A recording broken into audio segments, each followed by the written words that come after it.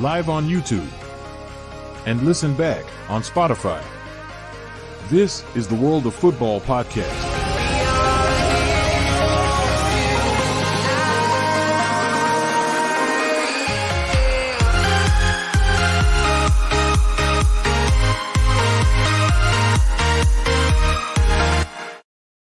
Good evening, and in fact, I've missed the biggest chore of all. Give me a moment.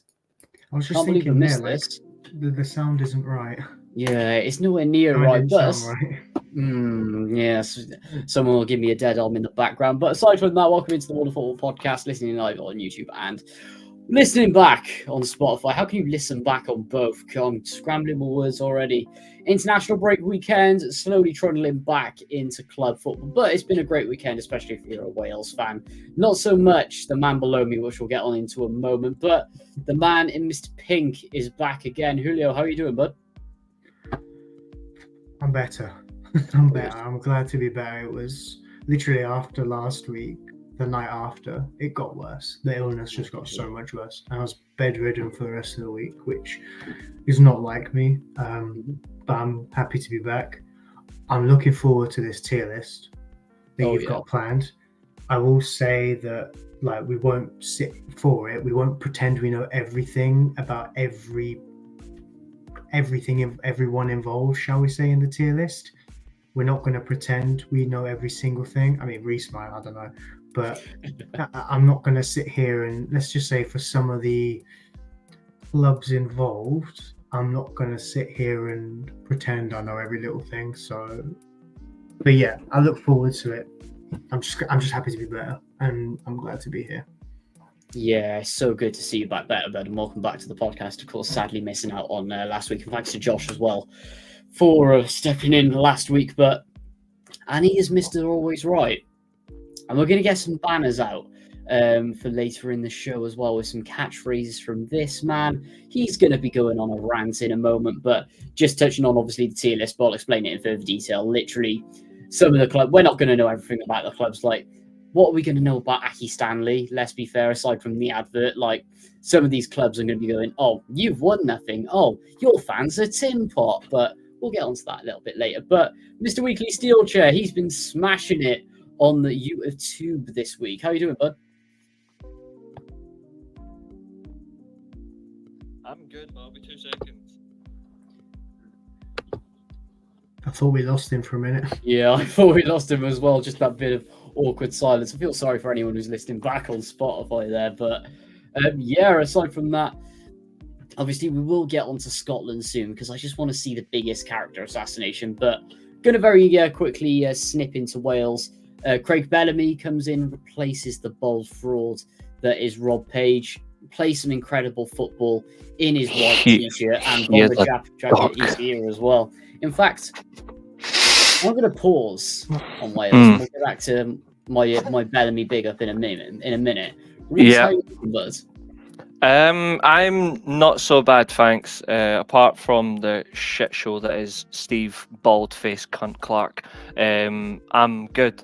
There's certainly a lot of critiques I'd like to make towards him tonight. I'm gunning for his blood. But I am happy to be here amongst souls. Some good shows. Some interesting performances have impressed me recently, and some I'm definitely going to labour tonight. And some people who deserve to be criticised will get absolutely called out to Christ. So that will be on the agenda. But how are we all? Oh, good. We are going to have some there's going to be a few character assassinations, and that is the exact reason why. And we're going to have Reece laughing in a minute. We're going to start with Scotland. Say his name and he appears. I believe in Grant Hanley. I believe in Grant Hanley. Cause they love him in Scotland, and Scotland, and Scotland, and Scotland, and Scotland, and Scotland, and Scotland, and Scotland, and Scotland, and Scotland, and Scotland. They say, I believe in Grant Hanley.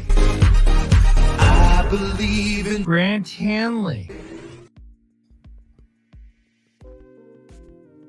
You know something? That whole section sake. where it was on about and Scotland and Scotland and Scotland and Scotland. I think if I heard a 12-hour recording of that, I think I might wake up Scottish.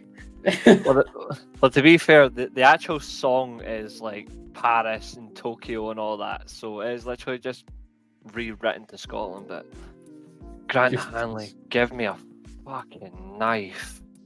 Not gonna Jesus. lie, I knew that was coming, and every time that you say hate Grant him. Hanley from now on, I'm gonna keep that clip in there. It's getting played, Reece. It I is hate- still getting played. I hate Grant Hanley. Like I honestly hate him. Like I don't Honestly, think anyone has liked Grant Hanley since 2016. actually mistake that. Basically post 2020 with Delia, since he's still being picked for Norwich.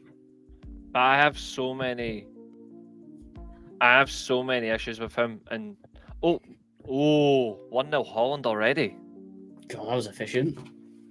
20 minutes gone though, but still 1-0. Like that's Ronald Koeman's actually got a lead on Nagelsmann. I'm quite scared. Yeah, I'll admit I'm just disappointed with his errors are really disgusting. Like when you look at his individual performances, they consistently falter, Yeah. and it's not just that; it's the silly errors as well. Like you look at the goals or even the mistakes that he gave away. Like he gave away a nothing penalty against Poland, Mhm. and then he done an absolute dipshit tackle in the Portugal game, and his positioning was awful for both games, and yet he will still continue to get picked by this coach. And I will honestly tell you, I do not know why. Like I actually don't know why. Oh, it was Reinders that scored after 2 minutes. Jesus. But yeah, I don't get the fact that he still gets into the squad, you know? Like him and that bloody Ralston. He played 90 minutes in both games. Like you had players on the bench that didn't even get a chance. Didn't get a sniff. Like that Max Johnson, I've never seen him play once. Didn't even get a chance to see him for the first time in general. And I'm like, why are you denying these players opportunities? Like, what has Grant Hanley and Ralston got that these kids aren't able to get into the team? Because it annoys me that obviously Aaron Hickey and Nathan Patterson are still injured. Like, that annoys me. Mhm. It annoys me that we don't have any other right-back option that seems convincing. But the only thing that is impressive, though, is the fact that Scotland have abandoned the back five and they've went to a very stable and solid 4-2-3-1. But it is progressive. It is built on transition and turnovers at a high value and a high regard up the pitch. But it starts as a narrow 4-2-3-1 because he's playing McTominay, Ryan Christie, and John McGinn as a front as the three behind the striker, and then he brings on Lewis Morgan, Ryan Gauld, and Ben Doak, and then you stretch it, and he'll drop McTominay back. See, this is where Scotland are missing out on Lewis Ferguson, because if Lewis Ferguson was fully fit, Billy Gilmore's still the holding midfielder. There's no way Scott McTominay is starting in that team, regardless of what he does for Napoli. And that's not a dig at him, it's just a fact. Because if I'm doing it, I'm putting Gilmore and Ferguson beside them. Gilmore, Ferguson in the midfield, Gauld in the attack midfield, Ben Doak right wing, Lewis Morgan on the left, and I'm playing Shankwood up front because Lyndon Dykes is awful. He is. Another question he as well. offered Would you start nothing. Tommy Conway even over Lyndon Dykes? Because I would. because for me, it just seems the same errors with the selection of this Scotland team. Just Lyndon Dykes, poor performance after poor performance after poor performance. McTominay at central attacking midfield is just wants to make my eyes bleed. But It fits him to a T. I'll give him that because he really can't do any defensive work. But when he is in an attacking role, at least he will get upfield, and the goal that he did score, I will grant him that, justifies it. But he doesn't give me confidence that he should be the attacking midfielder going forward when Ryan Gauld and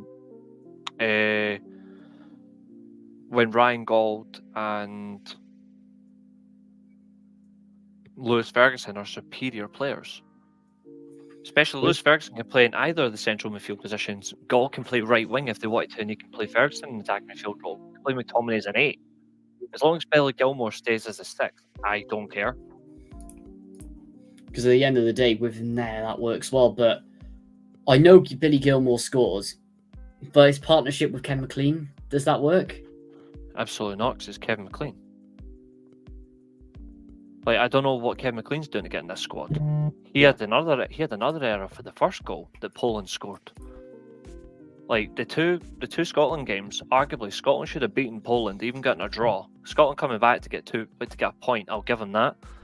But then obviously Hanley the disaster gives away a penalty, and then that's it. And even though he made some fantastic saves against Portugal, I'm having a lot of concerns about Angus Gunn. Like, if you saw the goal that he conceded against Portugal, Bruno Fernandes is a brilliant finisher, but that should have been saved. Like, he got a hand to it, and he didn't even get like anything on it. His positioning was awful. Like that needs to be rectified. The likes of Craig Gordon, McCrory, Liam Kelly, even they'll be sniffing at the chance if Angus Gunn makes another error, despite the saves he made. Despite the saves, like those errors are what cost you, and it's what gets you lambasted in international football. You can be an absolutely amazing shot stopper, like a David De Gea, for example, at his peak. But if you don't have strong position, or you're actually aware of improving your mistakes, you're going to get caught and you get replaced. Yeah, I can very swiftly, to be fair, see him being ejected from that goalkeeper position very time soon. But obviously, 2 losses from 2 in the Nations League. It's all set. You're probably going to get relegated to Division B, but how does it feel? You could do something, but the question I was going to go on to was, how does it feel still being above England in a division? Oh, it feels beautiful. Like, I think it's absolutely beautiful. I think the one good thing that goes in Scotland's favour, though, is Scotland's starting slow in the Nations League. Yeah. It doesn't surprise me. It's happened before. But the difference is we have recovered really well. The only thing that matters to me is the next international break is that fundamentally Steve Clarke does not change the system. He just focuses on selection. You get the selections right, then we'll be a seriously competitive team going forward. We're not going to be the best team in the world. Like that's a hindsight. That's not like that's obviously there. But when we're actually at our best competitively, we're outworking teams, especially the way we played against Poland that second half. The high press, they couldn't cope. Especially when we went from a narrow front 4 to a stretched wide front 4. Poland were pretty much sitting in a gulag. They didn't know what to do. And also it says as well that you've got Scotland are playing up against a system that Scotland effectively know really well. They were playing in a back 5 system, and we're like, well, we're playing a back 4. We know how to play against a back 5. It's pretty much what we were forced to play at the Euros. So it certainly gives us something, but God forbid, the one biggest thing for Scotland that's quite scary is a competent finisher. Besides a midfield, it's a competent finisher. At the end of the day, you need to get one developed in, but I'm going to give the answer is Shanklin, but he isn't playing him. No, that's the problem. And at the end of the day, he's relying on like we keep going back to it, but he's relying on old heads like Lyndon Dykes to get it done. And to be honest, I think his day is done as a player. Like, I know he's just got I can't remember, he's just got moved now in the Championship, but he's just wants to go Birmingham, hasn't he? Yeah, League One, sorry. I keep forgetting Birmingham are in League One. They are. He's down in League One now. Buying their way out of League One. I didn't think Lyndon Dykes was the answer to buying your way out of League One. I will be real, but the thing is, he'll score, but even then at that level and where he is in his career now, he's not going to be getting you 15, 20 goals to get you out of the league. He's not sending Scotland to a European Championship. He's not sending Scotland to a World Cup. A lot of the one big problem is Scotland's attack. Yeah. In terms of goals, I mean, Scott McTominay was crucial for them in the Euro qualifiers. But he's not he's not a striker. Scott McTominay is one of them weird hybrid. Well, I say hybrid. One of those weird unorthodox players who positionally is in midfield, but has just a knack for scoring goals in the right place, but he also he's a maverick in both boxes. Yeah. There's no two ways about it. So I think if you're relying on Scott McTominay to score your goals, you're going to play him deeper, for instance, or just not in a. I think Scotland, if you're going to get the best, If we're going to rely on McTominay as to get the goals, then it's quite simple. What needs to be done to McTominay? He needs to be played as a.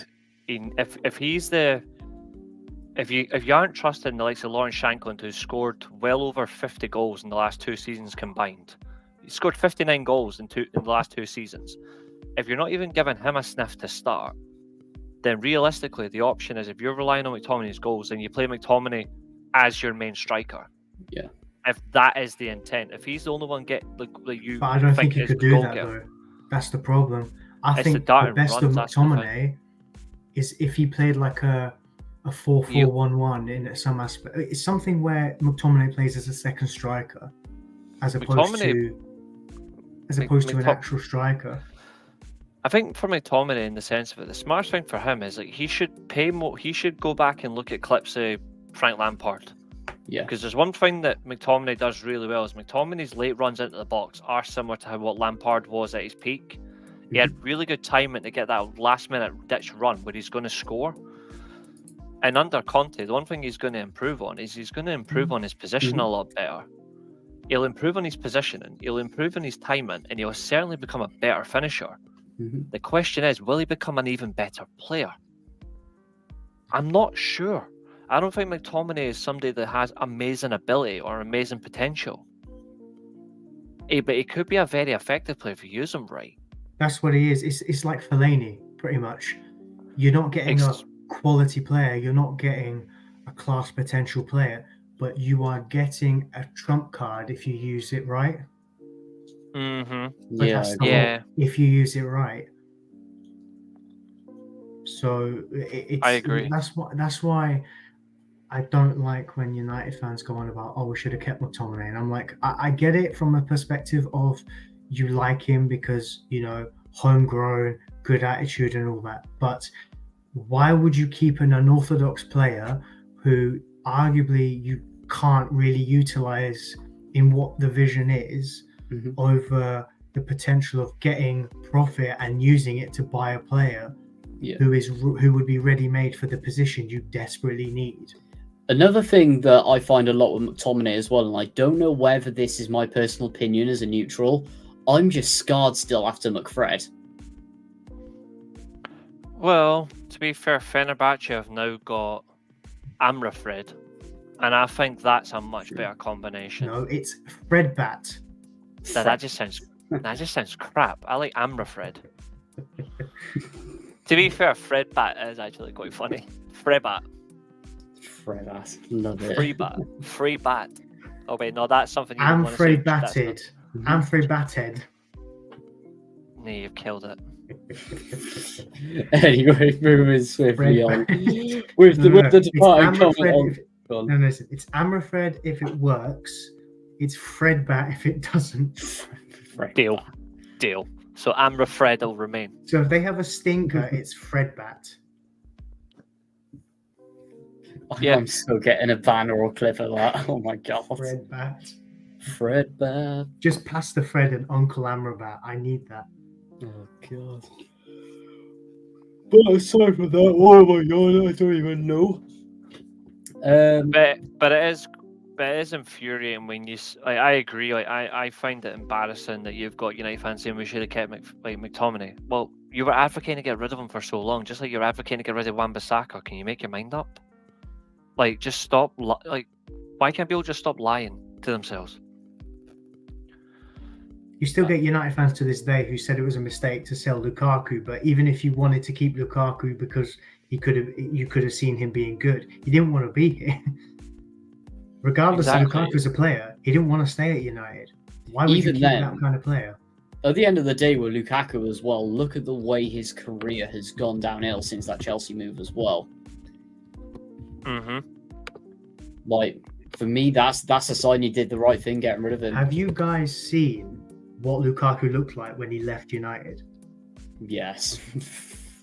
Hang on. He's a dork. There is one photo. I can find it, but it is a sad indictment in what happened to him at United in terms of the weight gain. Yeah.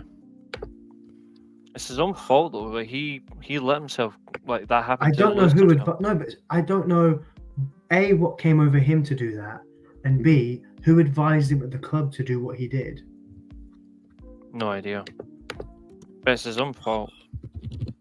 Can't find Absolutely. it. But then again, doesn't that, unlike Man City, where they're literally like the FBI when it comes to player fitness, minus Calvin Phillips, Yeah. is that a responsibility of Manchester United to assist and keep their players under control, or is this? Well, he went to Inter and the doctors. He went to Inter. The doctors found a digestive problem. I don't know whether it was like IBS or celiac disease or something, but they found a digestive issue with Lukaku, and it contributed to his weight gain in terms of like how, let's say, bloated his tummy would look a lot of times. But at Inter, coupled with Conte's strict dietary requirements with his players, where in team meetings there's no such thing as like snacks and stuff. It's fruits, nuts. Do you know what I mean? These, as you can imagine, the sort of thing Conte would advocate for. Couple those two together, and it did Lukaku wonders at Inter. So I think you can blame the player for wanting to get big, for instance, but he's not the first player in the last 10 years to go to United and lose mobility.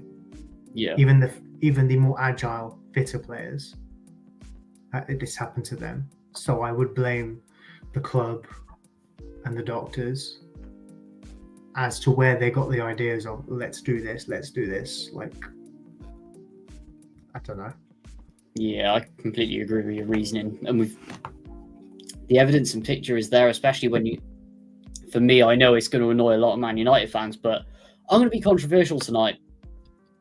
Look at the way that Man City do it. Look at the way that Man United do it. There it is on the table. But one parting comment I have for you, Reece, on Scotland's going back to them. Steve Clarke, how long's he got left? There's one problem when it comes to Steve Clarke. Mm-hmm. The SFA are so bloody cheap and tight that they can't afford to sack him. So it's basically whenever he quits. Or he pulls us. There's an absolute.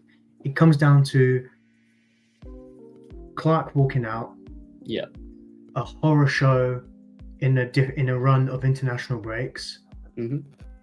Or a mix of the second one, and there's a manager that is a standout candidate.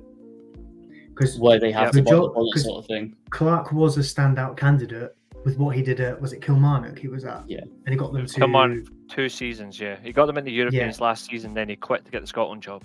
Mm-hmm. Yeah, exactly. But at the time, he seemed like a standout candidate. So you need that level of, I think, that level of talent, shall we say, to come through as a manager. Maybe not come through. Maybe there's someone out there, but it's quite obvious what Scotland need to do. It's either go European or give the job to Derek McInnes. Mm-hmm. Like, somebody's actually got a bit of balls to him. Like, Steve Clarke's is all shriveled. And it's generally you say like that. Well, it's like when you look at it, like you've got a team that plays like look at his first qualifying campaign, for example, getting to Euro 2021, well 2020 Euro 2021, which we failed. We got there, even though we deserved to get to the Euros, we got there through the playoffs when we beat Israel on penalties. Fair enough. We play well in the warm-up games in a system that suits the team, and we go to the Euros, and what does he do? He changed the whole system. He plays players that don't deserve to be there, and we lose every single game bar one.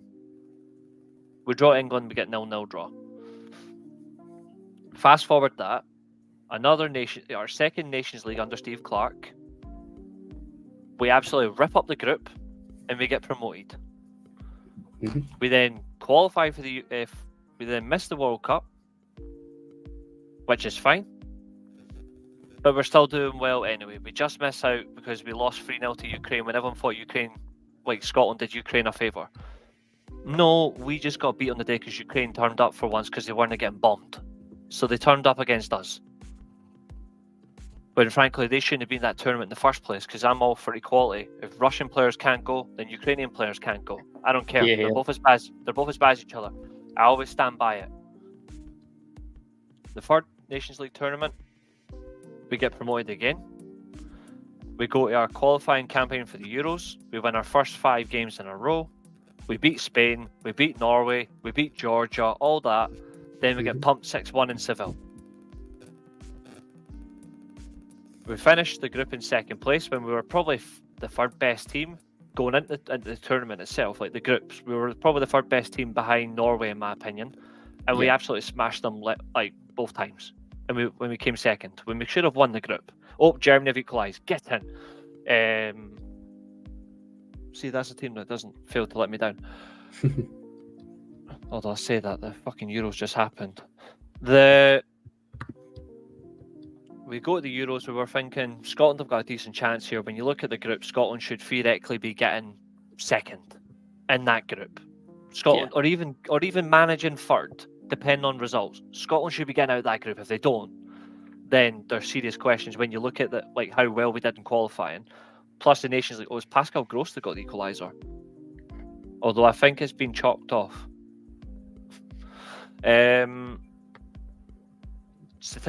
Germany have got 3 yellow cards in defence. The only one that's not been booked is Kimmich. Jesus Christ. No bookings for the Dutch. No, the goal's been given to Dennis Undav. Oh, interesting. Nice. Mm. I like it. I like Undav. Ever since he's went to Stuttgart, he's found himself. Yeah, he's a baller. Yeah. Bye. So we go to the Euros, full of confidence, decent group. Switzerland are in there. Hungary, who are the other top side in the Nations League alongside Scotland in Nations League history. The 2 best promoted teams anyway are Scotland and Hungary. It's statistically fact. Switzerland are just consistent in group stages, and then you've got the host Germany. Scotland get pumped 5-1 in the first group game. Didn't even score a goal. It was an own goal. The second game, 1-0 up, blew the lead because Ralston is a retard. And then Switzerland scored a freak goal and got a drawback. Then the final game, we all saw that. Absolute joke. The sick injury to the Hungarian player. Oh, horrendous, yeah. And then 110th minute, Scotland concede. Scotland are out. Underwhelming again. The back five's now gone. But yet the problems with Steve Clarke's system remains. He wants us to play pressing football. The problem is he's so passive and he keeps picking players that will continuously make mistakes for him. Whereas he will not pick players who will actually do the job in the positions he wants. They're actually competent. Make that make sense. He needs to quit himself. They can't afford to sack him unless they decide to, you know what, fuck it, we'll just take the punt. We will just bin him. I will. And like Julio said, the only time they'll do that is if A, they're in the financial position to do it, which they're not, and B, if there is that outstanding candidate there, which at the moment I can't see it. I think they would tempt Derek McInnes to do it. I think realistically, Scotland's smartest option is Scotland should look at countries who have went for somebody who may not be from there, but are trying to get someone involved that's actually impressive. Like Austria, for example, have went for the smartest appointment they can get. They got Ralph Rangnick and they've cooked. Oh, they have. Like Spain went for their under-21 manager, and we all thought Luis Enrique was the perfect thing for Spain because that guy is an absolute masterclass. And Luis Fuentes has built one of the absolute best Spanish teams to watch in an unconventional Spanish system, a 4-2-3-1, and they look incredible. Now, if Paulo Fonseca claims that's what he wants to do for AC Milan, then he needs to get shot because he'll never do that. Because he just can't do it because he sucks. But when you look at Scotland, I think Scotland need to look at somebody who wants to play a high pressing system, will look to have Scotland suitable. Yep.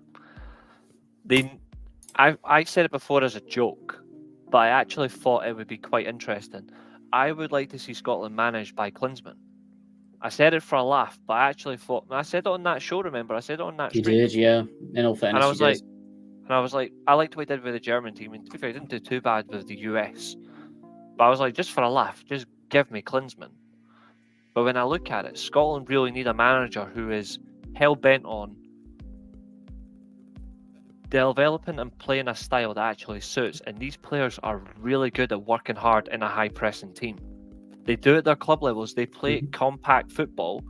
There's an emphasis on dominating the ball and being a high-pressing team and turning over teams quickly.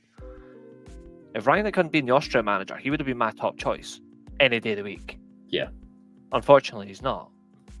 But I don't see anyone else. I think if you want to stick to a Scottish manager, then I think Derek McInnes. I don't think David Moyes will get it. But I've always advocated that David Moyes actually wouldn't be a bad shout. But it's high time Scotland go away from a manager who's so defensive and actually wants to play more progressive football. It's about time that Scotland actually want to attack teams and look at it. Because look at the past 2 games. Scotland actually dominated every other metric. They actually dominated the metrics. The only one they didn't dominate was goals scored. But yeah, they won't do it. They've got to get rid of him. And to be fair, it says a lot when even the Athletic are coming out writing articles about Steve Clarke that he needs to go. Yeah. That says it all. That even though he's got Scotland to 2 tournaments, he needs replaced. The Athletic are doing this. It's no surprise. It's come from the Athletic. At the end of the day, it's coming in. I'm going to bring the Wales comparisons into it. Doug as well, by the way. Doug as well. He messaged me on Teams when we were at work. Even Doug's the same. Clarke needs to go. Wow. And we're both patient, man. Like, we're both patient. In fairness give him his what? to Steve Clarke, if I may play devil's advocate a little bit here. You and your devil's advocate. Go on. No, because I see what Scotland have done in getting him. The 2 pieces of his CV they've gone for him is West Brom and Kilmarnock. 2 underdog teams, made them look good, essentially. Like in that first season at West Brom, with a young raw Lukaku on loan, may I add, he had them looking really good. I don't know if you guys remember. I remember it, yeah. The second season, they weren't that great. Got sacked 3-4 months into the second season. Went into Reading, was there for about a year. Didn't do much there apart from get them to an FA Cup semi-final. And Adam Federici did his best to keep them in the game and then give Arsenal the FA Cup final slot. And then Kilmarnock, we've already discussed, we already mentioned what he did there. So I think what the Scottish FA have looked at there, they've gone, right, this is a guy who can maybe achieve more than what he has. The problem we've got now is the crop of Scotland talent is actually quite good. It's very good. When you look at it, we've got and Hickey in Serie A in the last few years. I know Hickey's at Brighton now, but you've like McTominay and Gilmore now playing for a team that literally won the championship 2 years ago. Like these are good players. So I think Robertson at Liverpool still Tierney to come back, but although I think he should retire, we've said that before. Like he needs to pack it in. But they've still got some seriously good players in this team. And it's been a long time since Scotland had a plethora of decent talent. Yeah, because look at what you had between like 2000 and 2015. There's your prime example. You had the odd player here or there, but mid-table Premier League players at a push. I would say between 2000 and 2015, if I'm being honest, I think Scotland at maximum only had, Doug might disagree with me, but I think between 2000 and 2015, Scotland only had 4, maybe 5 good players. Actually, no, 6. Scotland had 6 good players between 2000 and 2015. 2 of them were goalkeepers. 2 of them are strikers, 1 midfielder and 1 fullback. For me, Alan Hutton, the right back, obviously. Alan Hutton was a very underrated fullback. I thought he was actually very good for his ability. Rangers and Newcastle, even at Tottenham as well, he was a good fullback. Goalkeepers, Alan McGregor and Craig Gordon by a landslide. You're missing one there as well. David Marshall. Single-handedly. Minus that and that goal in 21. But his best years came after 2015 over Scotland. I think his best years were more or less after that. So between 2015, I'm not going to include them. Oh yeah, I won't disparage that. But Scotland's 2 best goalkeepers between 2000 and 2015, 100% Alan McGregor and Craig Gordon. And I would say strikers, he didn't really do as much for Scotland, but it was more or less just at the time. I would probably say Chris Boyd and James McFadden. Stephen Naismith, hot and cold. On In and off, yeah. midfielder, I'd probably say Rangers' best. It was Rangers' best midfielder, but also he was good for Scotland until he got kicked out the team. I'd say Barry Ferguson. I don't think Very Darren Fletcher. consistent Darren name. Fletcher was Yeah. Darren Fletcher was probably after. But Darren Fletcher's problem is his illness really crippled his ability, so he never got to Do you know display what it as enough well? for Scotland, Actually, it's which he interesting. deserved. One thing I want to point out, actually, it's interesting you mentioned Alan Hutton because if anyone I remembers thought he was rightly, incredibly underrated. I think he had a loan in Russia at one point, and then was just not seen for like 2 years at Aston Villa when Paul Lambert was Yeah. there. And then the minute I Lambert remember leaves, that, yeah. Tim Sherwood brings him into the team immediately. I just never understood. And the more podcasts you listen, captain the more has clips scored. you see. The captain has Oh, wow. scored. Kimmich, bang on half-time, has scored in the Cruyff Arena. His first goal as named captain. Get him, my son. Fuck the Dutch. Just kidding, I like the Dutch. It's interesting, Paul Lambert's career, how that looks now. When you see the amount of players that come out and talk about him, specifically the Aston Villa spell, Yeah. it's actually insane. Like you've got Darren Bent coming out and going, I hated him. Mhm. And then, Alan Hutton wasn't seen for 2 years. And then Tim Sherwood comes in. Yeah. And then Hutton looks amazing in like 3 months to keep Villa up. I don't think Tim Sherwood actually that bad at Villa before the French Revolution. Yeah. Like he actually had made Benteke, Delph look really, really good for like 3 months. Convinced Liverpool to pay 30 million quid for Benteke after 3 good months. I remember that. Like, I mean, Benteke was actual- always decent at Villa, but it was that purple patch when Sherwood was there. Another thing that Hutton did really well, it wasn't just Yeah, the Hutton was really lesser- good. Sorry, Hutton Yeah, was really it good for wasn't- Villa then. It wasn't just in the lesser games as well. The big games. In the lesser games where even though Rangers or even like a Villa or a Tottenham should be absolutely winning, and he shouldn't have to do less as much. Even in those games, he was still making himself look available and visible, and he was still contributing heavy. Like I remember I remember his last ever Old Firm game. Not Ibrox. It was his last Old Firm game. I'm pretty sure it was at Celtic Park, and I think it was Venegoor Hesselink at the time. I think it was Venegoor. It was either Venegoor or it was either Venegoor or I can't remember who the other striker was at the time. They played a 4-4-2 at the time. Rangers were playing a 4-4-2 as well, but Rangers were more about quick transition and pressing the ball, whereas Celtic were still passing the ball about. But both teams then played the exact same system and style in the same game. They both played the same way, but then Rangers just kept cancelling them out. And there was a dart and run on the left wing. I think it was Aidan McGeady had the ball, and he picked it up from his own half, and he's running on that left wing. And you're thinking, shit, Alan Hutton is 40 yards behind him. He is not going to catch him because Alan Hutton has just tried to score from a corner. And Alan Hutton has ran back 70 yards. He's swept the ball. He's delivered a 60-yard pass. Rangers scored and win. And you're like, why the fuck are you replacing him with Stephen Whittaker? But Stephen Whittaker ended up being an amazing penalty scorer, so I can't really say much. But the fact that you got like 7-8 million for Alan Hutton when at the time he was generally one of Scotland's best fullbacks that they've had in a long time as well, like a really good fullback, and you're like, Yeah. like seriously good player, underrated as hell. But that's what I would say. Between 2000 and 2015, Scotland probably had 5 or 6 best players, and I will reiterate, it's Craig Gordon, Alan McGregor, Alan Hutton, Barry Ferguson, James McFadden, and Chris Boyd.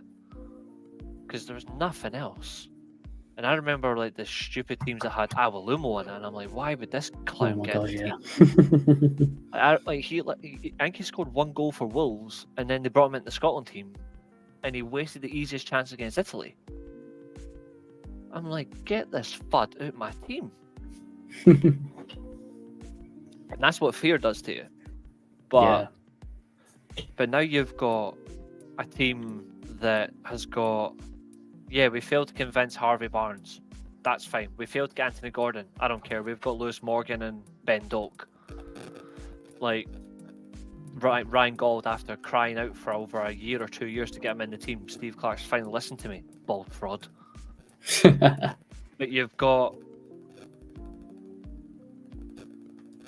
Angus Gunn, who could turn things around with Angus's confidence for him. But he's consistently starting for Norwich, so there's your undisputed number one goalkeeper. Annoyingly, Jack Hendry's still out in Saudi Arabia. If he gets out of that league and gets back in a European team, he'll be fine. He's still a good centre back. Yeah, he'll improve. Aaron Hickey, Nathan Patterson at right back. Once they come back, get rid of Ralston. Left back, you've got Robertson and Tierney. Although I think now Tierney needs to be considered not part of the Scotland setup. I would go with Greg Taylor.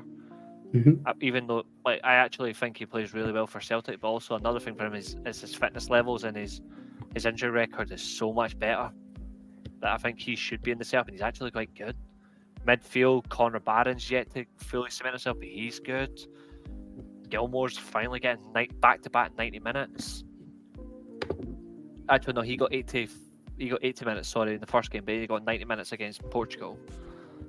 McTominay's finding his feet in his position that suits him. You've got Ben Doak, who's settled in from Liverpool. I'm actually quite happy and impressed with him, I'll be honest. Morgan's finally in the team. Gauld is finally in the team. Shanklin's there if you pick him. There was no Che Adams. Hallelujah.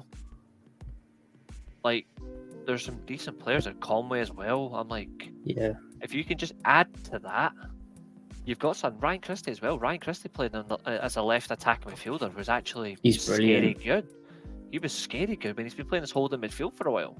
I actually like the fact that he was further up the field. He looks really good. And then obviously the star in the show, the cream of the crop, John McGinn. There's something there, but it's not with Steve Clark. And I think personally he should accept that he has to move on. Yeah, I'd like to know. It's one that needs development. It would be, I'd like to know. I think the obvious answer, if you stick with Scotland, it's either McInnes or David Moyes.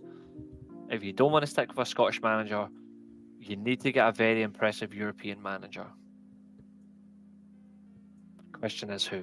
I don't know. As long as it's not the guy that used to manage Portugal. Oh my god, yeah. Because then I will change my nationality permanently. Yeah, he's an absolute fraud, he is. Carried to his championship. That's what it was. He was carried. We'll see. Either way, had enough about Scotland. I've said plenty. Let's go and talk about some other countries that are more impressive at the moment. Yeah, that's fair enough. And speaking about impressive, I was at the game on Friday. How we did not win that was just incredible. Wales, obviously, coming up against Turkey. Craig Bellamy's first game in charge. We were phenomenal. Two very good sides going up against each other. Turkey looked They've turned themselves around after we slandered them. Oh, they did massively, especially in the World Cup as well. But I gotta say, I was so disappointed with them on Friday. I don't know whether that was because we were excellent, but I only remember 2 times in the whole game the ball was in our half. Oh god! I don't know if you may be able to see this, but wait for it. Ryan Mullins done the Deadpool celebration because he scored against Salford. Oh. He actually put on a Deadpool mask. I will get onto Wrexham later on. Yeah, I look forward to that. Dear, oh dear. Yeah, he's actually chosen violence against Wales' most valued club, ladies and gentlemen. He's picking violence on them tonight. Now, I didn't say biggest club, I said valued club. So don't attack me over that comment. I'm speaking facts. The Swansea. Small, broke club. That's all I'll say about them lot. But yeah, they are. Yeah, they are. Back to what I was saying about Wales. Massive system change. Football is lovely, but at the end of the day, I only care about winning. So I can see the reason we didn't win. A, wasted opportunities. B, really poor individual performances. Cough, cough, Brendan Johnson. Just like constant, awful crosses. They're on. Montenegro, fantastic. Last night, Harry Wilson scoring a worldie. Kiefer Moore scoring in 40 seconds. I was Scored thinking at the twice in, start. he's Yeah. scoring twice in 3 minutes is so impressive, especially against Montenegro. And they had 20 compared to your 10 shots. They had 22. But that's mental. It's ridiculous. And even then, the thing I will give with the Montenegro game, like the conditions were horrifying. So it wasn't a football match; it was to survive. And we had that bit of grit, and we were overloaded a bit, and we defended really well. So to get 2-1 from that, especially in a rotated and rested team when you have to rely on Ollie Cooper in midfield. Now, before the Swansea fans get to me, that's not me attacking Ollie Cooper. That's just me saying what I saw. I've seen people say I've got an agenda against Swansea players in the Wales team. I don't. And I will answer you this one question. And I have been consistent with this. When have I... let me start again. I can't even speak. When have I ever slated Joe Allen? When have I ever slated Ashley Williams? When have I ever slated Joe Rodon? Ben Davis? You have not slated either of them on this channel in the 3 years we've done it. Never. Either of them. The only one you've slated because you're on my side is Dan James. Absolutely. Because you've got amazing ball knowledge. Fuck Dan James. And also, if someone needs to be called out, I will call him out. Like, I'll call out Aaron Ramsey and our own players. But the thing I don't understand is why Swansea fans, and there's a large proportion of them who don't watch the national team. Everyone knows the reason why. Why are they attacking Aaron Ramsey for a good performance? No, saying that his legs are gone and he needs to retire. Like, I'm sorry, but I know your fan base. Yeah, well. He was playing, and he's got pace around him.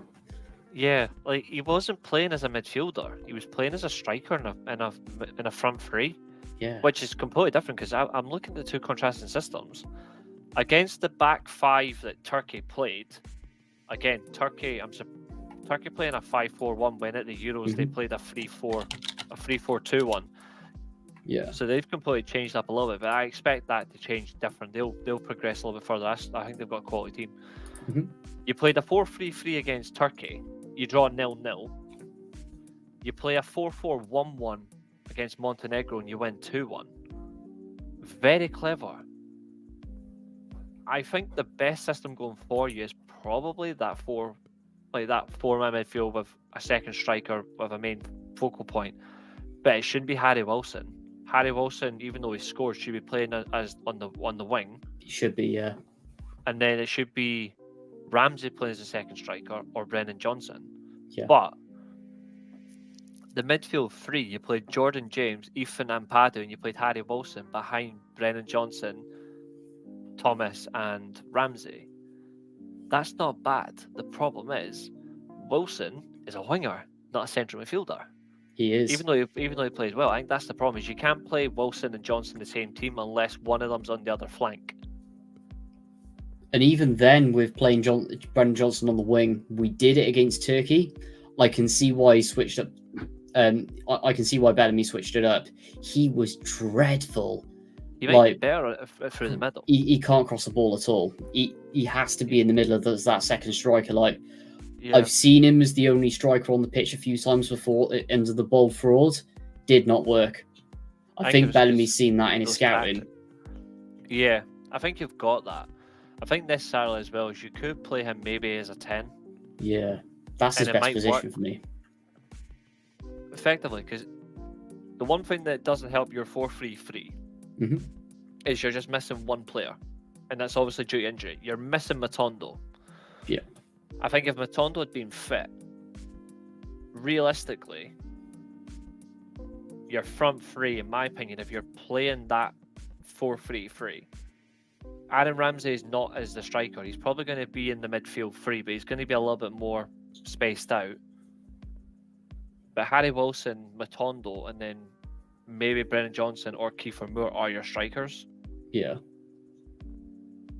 Unless you want to stick to Ramsey in a 4-3-3 where he's got less to do, then that might be effective. But your best front three is definitely Johnson, Wilson, and either Moore or Matondo in that team, and you float around. I still stand by that. I know I said it.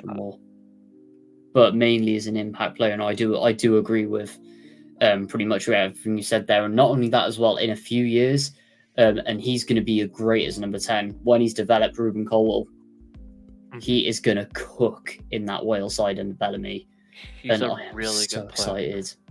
Yeah, he's a really good player. I am impressed by Ruben Colwell. Yeah, He's got sadly- likable quality. He's got good likable quality as well. He works really hard, but he also knows his limitations. So I think that's effective. There's one thing I don't agree with though. Yeah. I'm going to share my screen because this is what you did against Turkey, and there's one thing I don't agree with, Mhm. and I've said it numerous times. It really bugs me. I think I know what's coming. Yeah, you better hope so.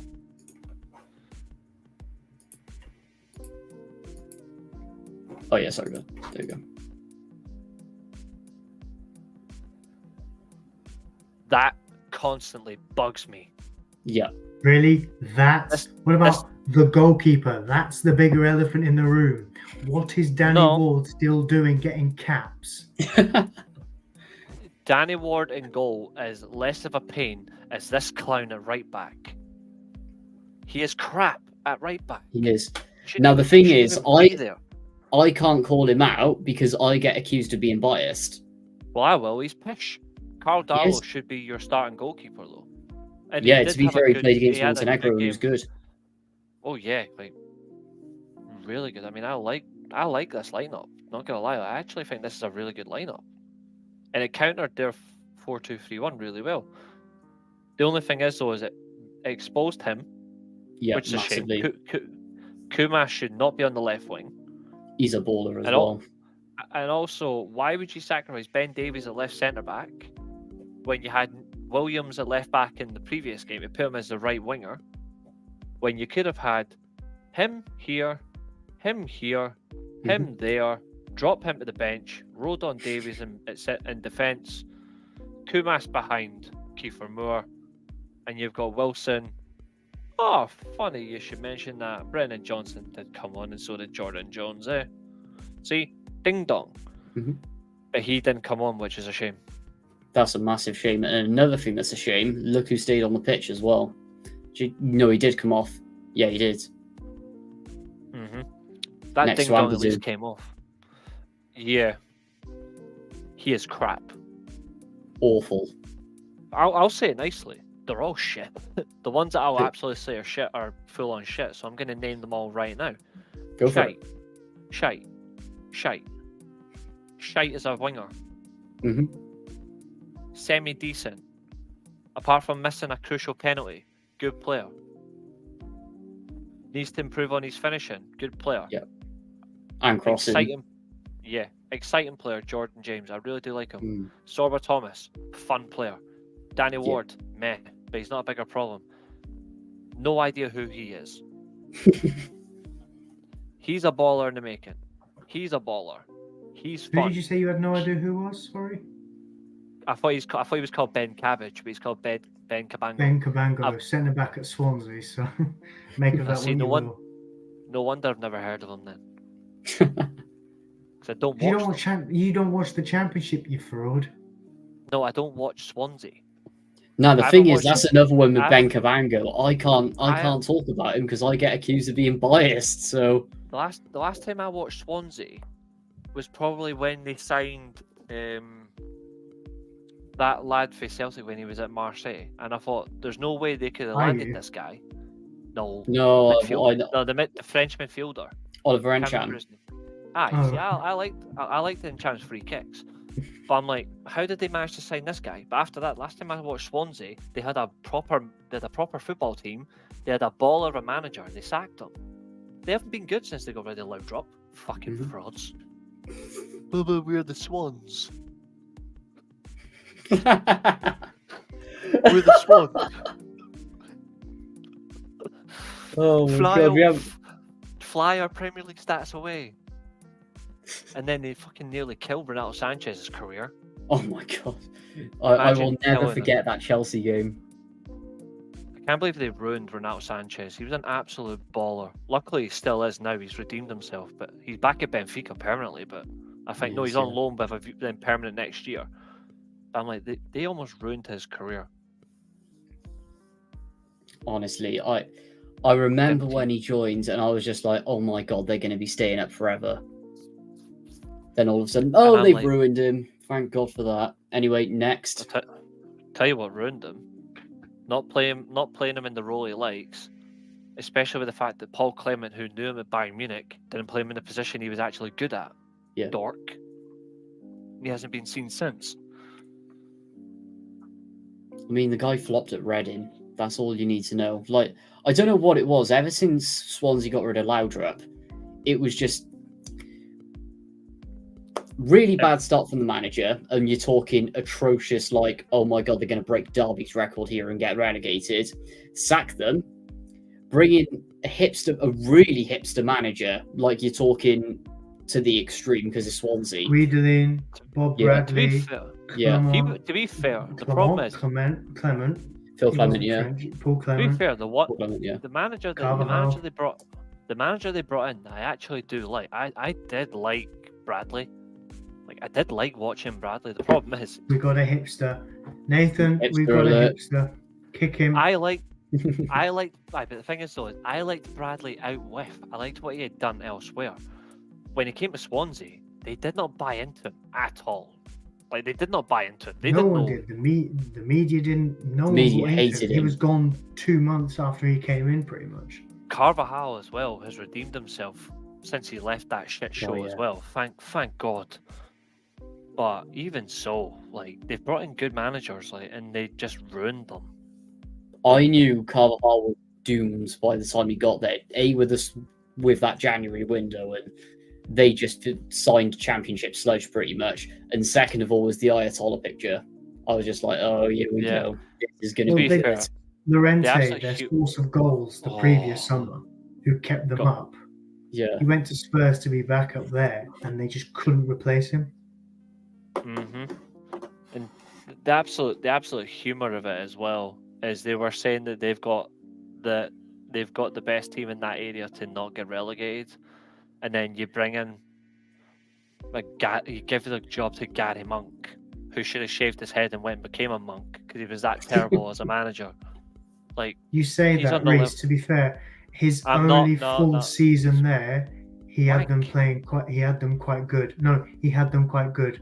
Are He kept they? them up, and then they were really good. Did They the finished double like over us, officially for instance. mid-table, didn't they? Yeah, they finished mid-table, and they I also look had at the Bonnie league- Cook for them for the first half of the season.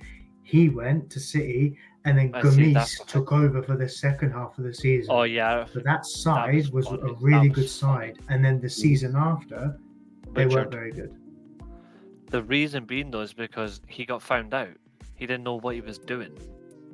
Keith, Like, I yeah, remember that Keith team Young well. pulling strings. He was looking really good in Yeah. that Swansea side, which was weird because he was good under Laudrup, I think. Then it was loaned out to Sunderland, and then came back in. And then I never thought, "I'm understood done why here." they loaned him out. No idea. Like, anything that Swansea did in that period of time made no sense, and their fans don't make any sense either. I mean, stick to what you wear first, and all that before you make a compelling argument. I knew that comment was coming. Yeah, I'll get cooked for that later. I don't care. But yeah, genuinely, there's so many of that team, and I'm not saying that the Welsh FA should stop picking Swansea players. By all means, I'm not saying that. But can you at least pick Swansea players that are actually going to be very effective in the system? Because there are some in that team that actually would fit. Like, Swansea's got some decent defenders that would actually work in that system. Instead, you're picking the attacking players that are not going to get games, and you're picking the midfielders that are not in the midfield that suits them. And it's now officially 2-2. Interesting. But yeah, I've got a Swansea rank coming up later anyway in the tier list, so I will leave my opinions from there. But aside from that, I've got no other opinions on Wales. So I did see Nathan Ake went off in that game, in the Netherlands game, didn't he, Reece? Yeah, he went off. Timber came on, and then 5 minutes at the second. 5 minutes at the second half, Netherlands have equalised. Dumfries has scored. Nice. And Delit's actually come off as well, by the way. Oh wow! Any reason for I don't know. I'm gonna check. They brought on Jan-Paul van Heck and Germany took off at the time. They took off Jonathan Taffer, Waldemar Anton. But to be fair, he was booked. So I think they're just being safe. But it could be that for Delit, but Delit didn't have Delit wasn't booked. So I don't know what it is with Delit. There might have been some other issue there. I'm hoping it's not an injury because we can't afford an injury. No, that's the last thing you need. Right? That looks like some fancy chair, bud. Yeah, thanks. Love it. But we were talking backstage before we just come online, and obviously we'll touch a little bit on this as well. But Italy, they are cooking, aren't they, Reece? Yeah, they are. I'm really impressed with the Italians post the European Championships. They've got they've got everything in tune. They've went back to Italy of old, effectively. They've went back to the tried and trusted system, but they finally put the players that actually suit the system back into the team, and it looks great to see. I think the only thing for them is can they keep it going? And I think theoretically they can. My only concern though is whilst they are scoring goals elsewhere, it's can they get more from the team? So a barren example obviously is they did beat Israel 2-1. They didn't keep a clean sheet back-to-back games. They conceded in the 90th minute. But their lineup, which is incredibly insane. This is the lineup, for example, they played against Israel last night. This is the lineup they played last night. There's one glaring switch I would make, and it's ironically enough, I would just move the midfield around just a little bit.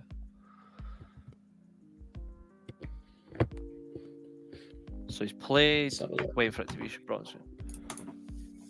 So he's got right there already. He's playing a 3-5-1-1. He's playing Moise Kean as the main striker. I'm going to zoom in a little bit. He's playing Moise Kean as the striker. Raspadori is playing behind him as the centre forward. So Raspadori will either go up next to him or come back. Exactly. So Moise Kean can effectively stay forward. So they got the profiles right there. And there's your midfield five. DeMarco and Bellanova full back or wing back, and obviously pushing into a high midfield. Tonali's been used as a box-to-box player instead of Ricky, who I think should be the other way around. I think Tonali should be at the base. Frattesi, of course, has scored in back-to-back games from central midfield. Your centre-backs are then Bastoni, Bongiorno, who hopefully will be a Milan player next year, and Fabio Gatti, and then Donnarumma still in goal.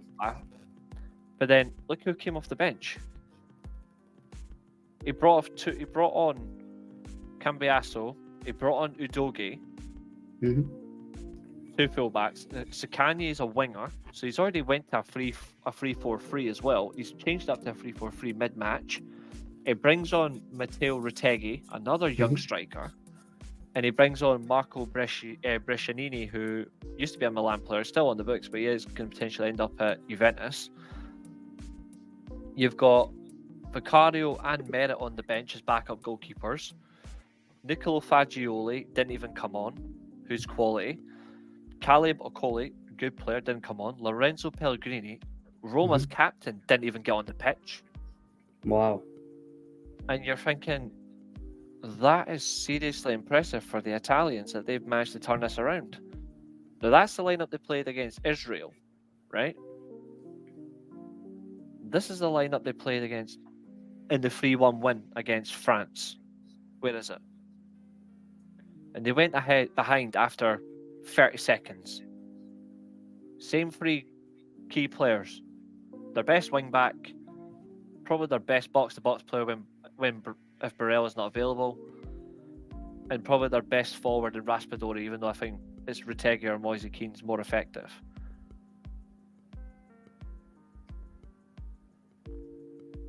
Same midfield structure. He's playing a left-footed fullback at right wing back because of DeMarco. You've got Pellegrini playing as either an attacking midfielder or the second striker, behind Retegui, who is incredible. And there's your back three. He's playing a right back at right centre back in Di Lorenzo, who should have been up here. But you've got Bastoni in the middle when he was playing left centre back last night. Calafiore in there, still Donnarumma. Quality And player. he brings on Udogie and Brescianini again. Bongiorno comes on, Moise Kean comes on, and Raspadori as well. So he brings on the same two strikers that started the next Very game. consistent. And yet, the only difference is this time is Raul Bellanova didn't get on, but he was on in the last game. The Italians are seriously, they are back, and there's the stats against France. So much more effective with their statistics. So much better. I think we're looking at a side that are well and truly back to their best. And this could be a good time for Italy if they turn it around, especially when they're developing a young team. They'll play 100%. the Nations League and then the World Cup. I think they will be like back at their best soon. And they're playing the system that suits the Italians better. A back three that can be used in a variety of ways. Either with two strikers, one striker and a 10 behind them, or a striker and a centre forward, or they play a 3-4-3, or they play a 3-4-2-1. Either way, they're settled in a back three, and they're so expansive. It feels like an Italian of old, except it's a younger core to build around. They're all playing at the highest level. Yeah. And the one thing the Italians have always proven, when you've got their best players at the best clubs in a stable system, and they then bring it to the international scene, it's hard to beat them. I think they finally found their new guard and their new spine. And it's quite a coincidence that it all turns around when the likes of Tonali, Keane, DeMarco, Frattesi, and Bastoni finally get the role and responsibility they deserve. When they're all involved, yeah. Mm-hmm. I can understand that. And I controversially think Italy are better without Barella. Even though I think Barella's fantastic. I think he's fantastic, but I think Italy are a far better team with Frattesi than Barella. I think it's just with the partnership in general for me, where he bounces off Tonali. But it's, and I think, especially if you can play the same midfield, but you mix up between Raspadori and Pellegrini. One plays as a centre forward, the other will play as a more conventional 10.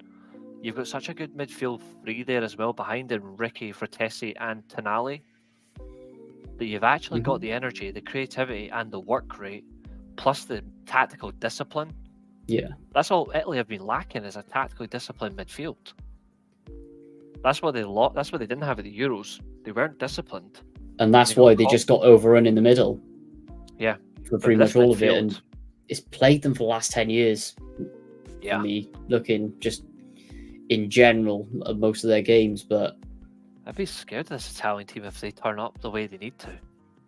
I think it's borderline as scary as what Spain are cooking at the moment.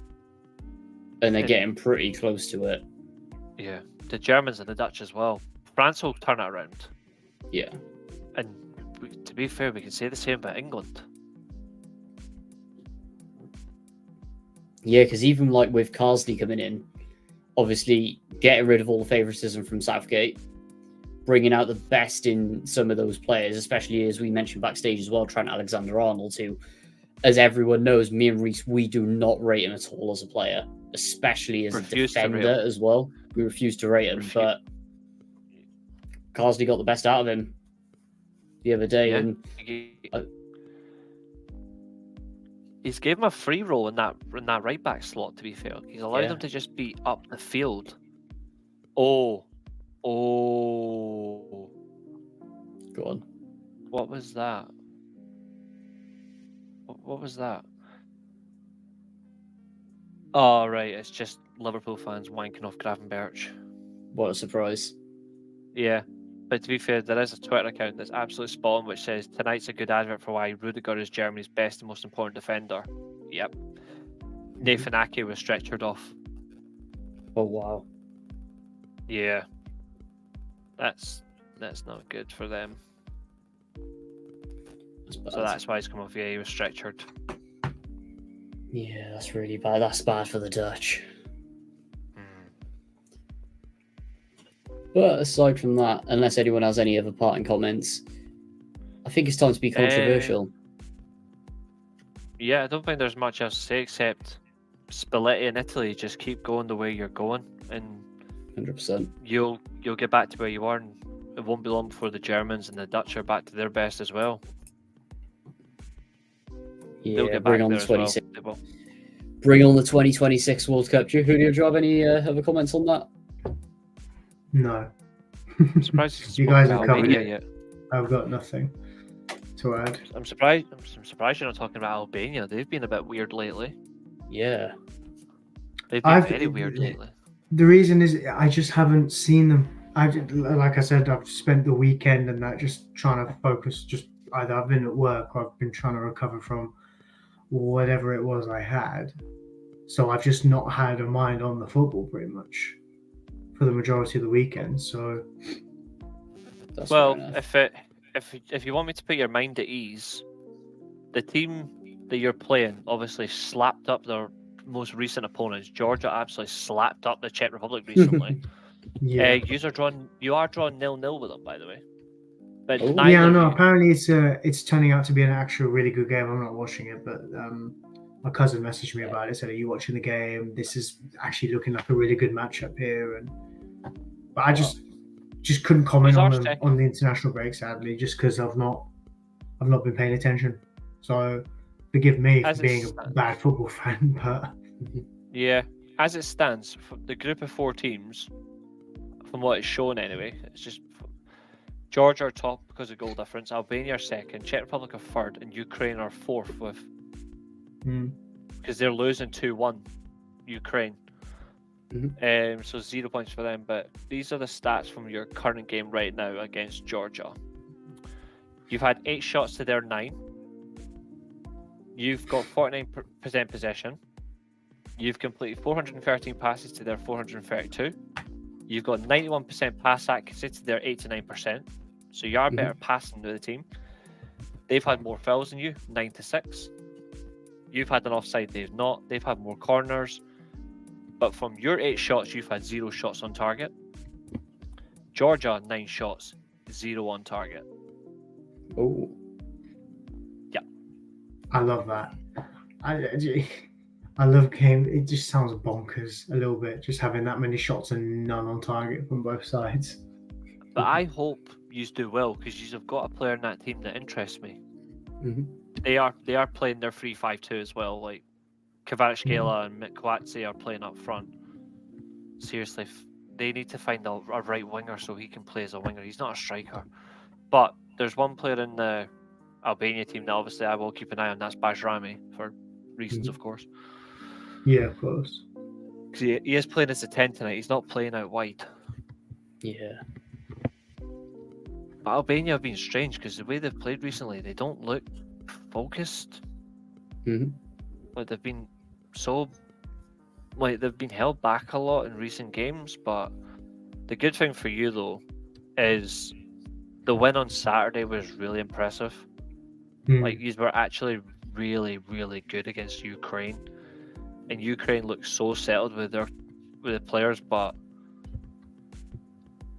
I think the good thing for you is that was just a strange game because you were just so pegged back. You had no control the whole game. Whereas Yeah, in they this had a game, it looks like lot you've got more possession than we did, and they had a lot more chances in the game. So it was very much a case of not smash and grab, but it really showed who was more in control. And as happy as I am, we got the win. Yeah. I mean, to be honest, it's the Nations League running right now, isn't it? Yeah. It's a Nations League, yeah. I mean, Bellamy playing as I- left winger didn't help him. He's a good number 10. I just my thing with the Nations League and with Albania is it doesn't mean anything to me. The Nations League, I'm more focused on when the qualifiers start, because there's I think nothing that's obviously I'd fair. love more than seeing Albania in the World Cup. It'll Yeah. be very difficult to happen. I think that's fair. like other nations really, like with the Nations League. I don't really focus on Nations League till we get to the semi-finals, seeing who's there. Call me a casual, but I'm just not focused on international football unless it's like qualifying for something. I know Nations League is kind of a European trophy, but it's Yeah. not. Mhm. It's not something to. Yeah. It's not. I'm not saying it's not something to shout about, but for me, it's not really an achievement, or at least it's not something for focus for Albania. It's reasonable, but it's still a good way to cement yourself as a team and an outfit and get a style across to take into the tournament. No, Or a that's qualifier, that's what I mean. That's the only thing I'd use it for. But it is competitive, which is good. It's not unlike they should just scrap Yeah, friendlies. I will but give it that. I will give it that. It is. It's using. In fact, it's what you were suggesting about pre-season last week. Yep. It's using time to work out players and kinks and formations and that in terms of who goes in where in a competitive manner. But I just don't think the nation. I mean, in that regard, the Nations League is a benefit. But in terms of like relegation and promotion and that, it's like the end No, I think goal. that's fair.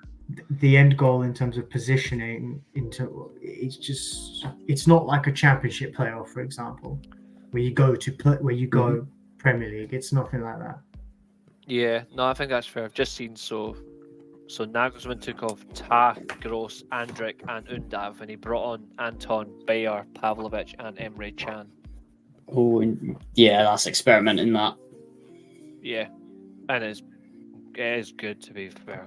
Pavlovic and Emre Can straight direct swaps. Anton replaces Ta at centre back, like for like, and then Bayer up front.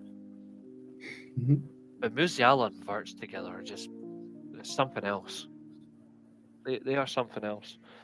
Who's next, Nathan? I don't have anything to add. Reference any more international teams? I think. I'd probably just say, annoyingly, fair play to England, I suppose, for how they played against Ireland. They are actually winning 1-0, by the way. Harry Kane scored 15 minutes ago. Yes, 100 cap as well, isn't it, tonight? 100 cap and he scored, yeah. Although, to be fair, against Finland, theoretically, they should be doing a whole lot better. I'm actually going to see who's in their lineup tonight. Yeah, it's just England being England, isn't it? England have had 17 shots, 7 on target. They've got 76% possession, 91% pass accuracy, and 496 passes completed. Finland have had 2 shots, none on target, 159 passes, 72% completed. England So the question is then, how is it only 1-0 if that's the case? No idea, but you're doing so much better. It's some lineup though. Pickford in goal. Tell me what you think of this lineup. Pickford in goal. Best keeper. Back four is Trent Alexander-Arnold, Konza, Stones, Rico Lewis. The midfield duo is Declan Rice and Angel Gomez. In front of them is Bukayo Saka, Jack Grealish, Anthony Gordon. Up front, Harry Kane. Gordon, Saka, I actually like that lineup. That's good. And the players who have been subbed, Konza, Gordon, Saka, they were replaced by Colwill, Eze, Madueke. Maguire, Gallagher, Livramento, Henderson, Guehi, Gibbs-White, Mainu, Bowen, Pope are all on the bench. Ooh. I like those. I like the lineup, and I like the players that have come on, especially the use of Colwill and Eze. Yeah, I like Colwill came on and swapped with John Stones. So John Stones went to right centre back. Colwill went on the left. Yeah, because he's left-footed. I really like Colwill. I really like Colwill. Madueke went to left wing. Madueke went to the right. So Jack Grealish stayed in the 10 role. He didn't go out wide. Eze did. Not gonna lie. Eze offers a bit more pace and mobility on the left wing. Yeah, he's Jack a lot Grealish more is so- nimble. Besides, Jack Grealish is between so Eze much and better than him. Grealish, depending on how they Mhm. drift and that, it could well be something instructional. I'm not watching the game, but there could be something instructional where when Grealish obviously drifts to the left like he likes to, Eze comes inside. Declan Rice partnering Angel Gomez though in midfield is very intriguing though. Like I love Angel Gomez. I'd love to see him back at United, but it'll never happen. But he's playing in the 8 role, and Declan Rice is playing the holding role. That's actually a good balance. Like that's annoyingly, that's a good balance. Like I can't fault that. Like fair play Lee Carsley, he's picking players that he also knows well from the under-21s that he won the Euros with. Angel Gomez is one of his key players. And fair play that he's putting Rico Lewis from the off. Rico Yeah. Lewis is a phenomenal young player. And he's given exactly what England miss. A Mhm. competent left back. Because it's not Luke Shaw. It's No, not Luke Ben Shaw's Chilwell. done. He is absolutely done. I think the only other left back option England realistically have It's not Chilwell. is... I was going to say Lewis Hall, but he's not even in the squad. Kane's I think just made Lewis it too, Hall- apparently. Yeah, Oh, but joy. isn't Rico Lewis not a right back? He's played right back. I think and he holding can play midfield both, and yeah. City. But he is But the naturally same way right. Trippier He's is a right back naturally- and he's played at left back for England. Yeah, he seems to be playing well though. He can play fullback or defensive midfielder. I mean, no surprise. But he is 20 in November. Rico Lewis. I do think though he should be a right back, not wherever. But again, Trent Alexander-Arnold has proven himself. And it's 2-0. Harry Kane's just scored. Mhm. Like literally 2 seconds ago, Harry Kane just scored. Typical. Mental. Yep. If they get it right, if they get the balance right, there'll be a problem. They will. Look, But the won't thing make a that difference anyway. I think the only thing that I think England needs to do now is just get consistency before the next World Cup.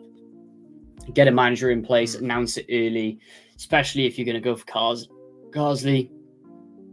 Use the qualifiers because at the end of the day, it's England, isn't it? You're going to get an easy qualifying group. Use that to experiment and actually find out your best system instead of you leaving it like Southgate did and then actually experiment in the tournament. And then that's how they're going to win trophies. I'm sorry, lads, but I've just seen the most delusional tweet of all time. Go on, what are we looking at? It's an account called CF_comps. Mm-hmm. Fuck me.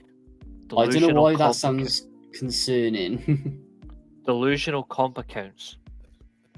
Trent is the best player in the world right now. Maybe after Gravenberch, actually. Mhm. Can people stop sniffing glue? Nah, he's doing that to take the piss. Surely. That's not real, surely. That's Can't not be real. It's all- no. He's doing that it's- for he or she, whoever it is, doing it for a laugh. It's That's a crossing the full-blown- line absolutely deluded. It's like me calling It's- Pep a fraud in his treble season because he finished worse off with the points tally than the year before that. Oh yeah. It is to be fair, I've looked at it now. This is a Liverpool fan with 49,000 followers since April 2021. Sus. Yeah, But no his chance. profile picture. Also, how can you have 49,000 followers but only be following 1,200 people? What an absolute weirdo. But yeah, I can tell it's a bit of a strange one because his profile picture is literally Trent, and he's got a video generational, and it's a pass Mhm. from Trent. It's like a diagonal pass, and I'm like, I've seen better from David Beckham, you fucking clown. Trent superb pass to assist Kane. Delit, you are hilarious. He's better than your entire defense.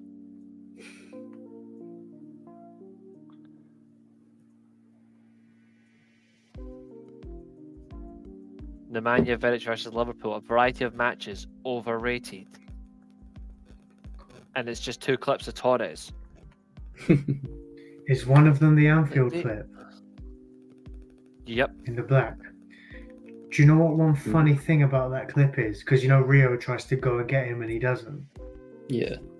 Rio was harboring his back problems at the time, and that was one of 2 clips Sir Alex used. Because what Rio liked to do is he liked to hold off and then quickly recover. Unfortunately, because of his back, he couldn't do that as well anymore. And that was one clip. The other was when the other clip when that he has Sir that Alex. run. Oh yeah, when Vidic lets it go and then Torres runs after it. Yeah. Yeah, Sir Alex used that Anfield clip to say to Rio, listen, you need to sort your back problems out because this is not... He was basically saying, Rio, you're washed. Go sort your back problems out. The other clip was, I think, when he tried to lob Craig Bellamy, and then Bellamy, he just gave it straight to him in the derby, and then Bellamy just ran past him. Easily ran past him. Yeah, exactly. And it almost cost United the derby. Poor goalkeeping from Ben Foster as well, the way he came out to close it down. And if it wasn't for a Scouser, United wouldn't have won that game. But the thing is, to this day, Rio still has back problems, and he has gone to see multiple specialists about it, and they just can't work out what's wrong with his back. But that might be an extreme scenario of playing through injuries with injections and that, especially into places like your back, because he had surgery and came back the next season, in the second half of next season, because there was a point where Vidic and Smalling was the first choice partnership for half the season, like the year after, and then Rio came back into the fold. And then until the QPR move, he was all right, but then it's after he retired, it's there's days I think where Rio is just can't get up, he can't do anything. Yeah, Liverpool fans always like to use the same clip. Sorry, I just thought because someone else posted it on TikTok. Someone posted that same clip on TikTok, and I pointed it out and someone thought I was trying to make an excuse for Rio and Rio Ferdinand. I was like, I'm not. It's just a fact. He was washed at that point. Yeah, he was having back problems. That's not to say that's why Torres got in behind. Torres was good at getting in the pockets between defenders. But my point was that Rio just couldn't recover because it was facts. Do you know what I mean? It wasn't making excuses for him. He should have known not to let a player go like that. But anyway, yeah, I've got nothing else to add, by the way, on internationals. Yeah. I guess let's be controversial then. Reece, we're stepping into your territory right now. This is up Reece's. Well, definitely Reece's tonight, especially with some of the clubs there. Oh, go away, Google ads. Oh, we'll just have to look at Hyundai's then. Right, let's put that full screen. So, pretty much, it's going to be where the clubs should be based on, let's just say, fan base size, trophies. In fact, Reece, history, massive. History's probably the biggest one out of all of them. Reece, what's your line on trophies, bud? Trophies? Badminton. Yeah. If you're not in them to win it, then go and play a sport like badminton. Well, I'm going to be using that principle a lot tonight. So I'm going to kick it off. Should we just get the big elephant in the room out of the way and chuck the top 6 in Premier League? I know Man City have grounds to go in the Championship, but at the end of the day, we just can't do it, unfortunately. So Arsenal, Liverpool, Chelsea, United. Yeah, Man United, Man City, Man United. I think if we're doing it by logic, then theoretically United should be the first name on the Premier League list.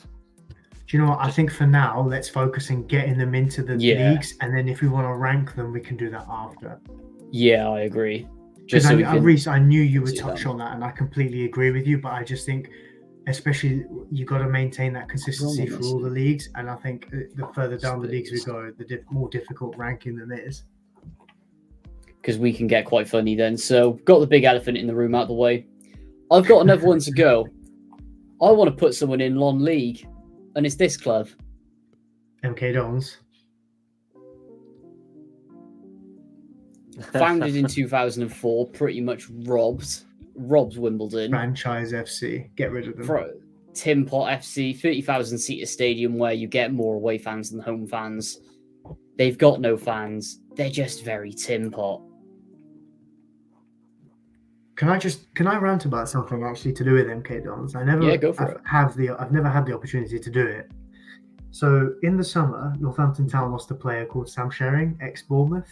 Yeah. Let me put it to you like this: he was arguably top-end League One, even bottom-end Championship player, playing for a mid-table League One side, being linked to the likes of Rotherham, who went up, and Birmingham City, who came down, and other top sides of that nature in terms of League One. And when he leaves Northampton on a free, he doesn't go to any of those sides. He goes down an entire division to MK Dons, who, by the way, had a stinker of a playoff campaign, getting absolutely slapped about the gaff by Crawley Town last year. I just don't understand, how did he drop down a division like that when he will have had offers going upwards? I just wanted to point out that that was stupid. Ex-Premier League Youth Academy, playing for a mid-table League One side, pretty much has interest to go up. Do you know what I mean? Whether if Rotherham coming down, whatever was happening, right? He will have had interest. He definitely had interest, whether he had offers. But I just don't understand the ambition I know MK Dons is local to Northampton, but I just could not see dropping down an entire division to a Tin Pot franchised club, who are literally becoming more franchised now because of their new takeover. But I just think that's beyond disgraceful. I completely agree on that. I think pretty much disgraceful player going to disgraceful club in my eyes on that one. Yeah, I wanted your guys' take on it because I knew you would agree with me that how can you be mid-table of one league, have offers to go either to the top end of that league or even the next league up, and you end up an entire division below?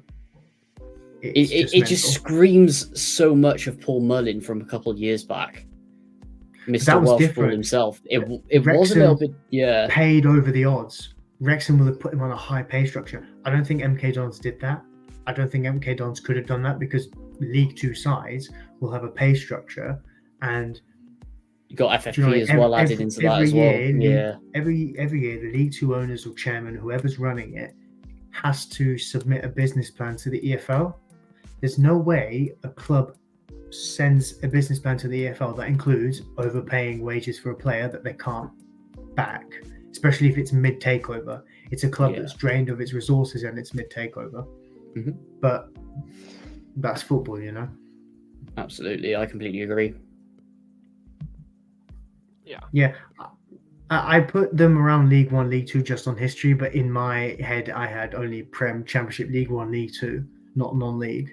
I think realistically, I had them in League One pretty much for numbers reasons. So we're just associating these teams with which league they belong in, or basically what league you think that they should be in, based on like fan base, what they've won, history, trophies, and just basically your general liking to them, pretty much. I'm going to be very controversial here then. Good. Oh no, who'd have seen that one coming? Anyway. No. I mean, I'm about to be very, very controversial. I'm not surprised in the slightest, Reece. That's the whole point of that. I'm not surprised. I know you're going to say things that I'm going to disagree with, and pretty much everyone's going to disagree with, and I may even agree with. Nathan, scroll down. Yep. Stop. Reece, by scrolling down, you can't get rid of me.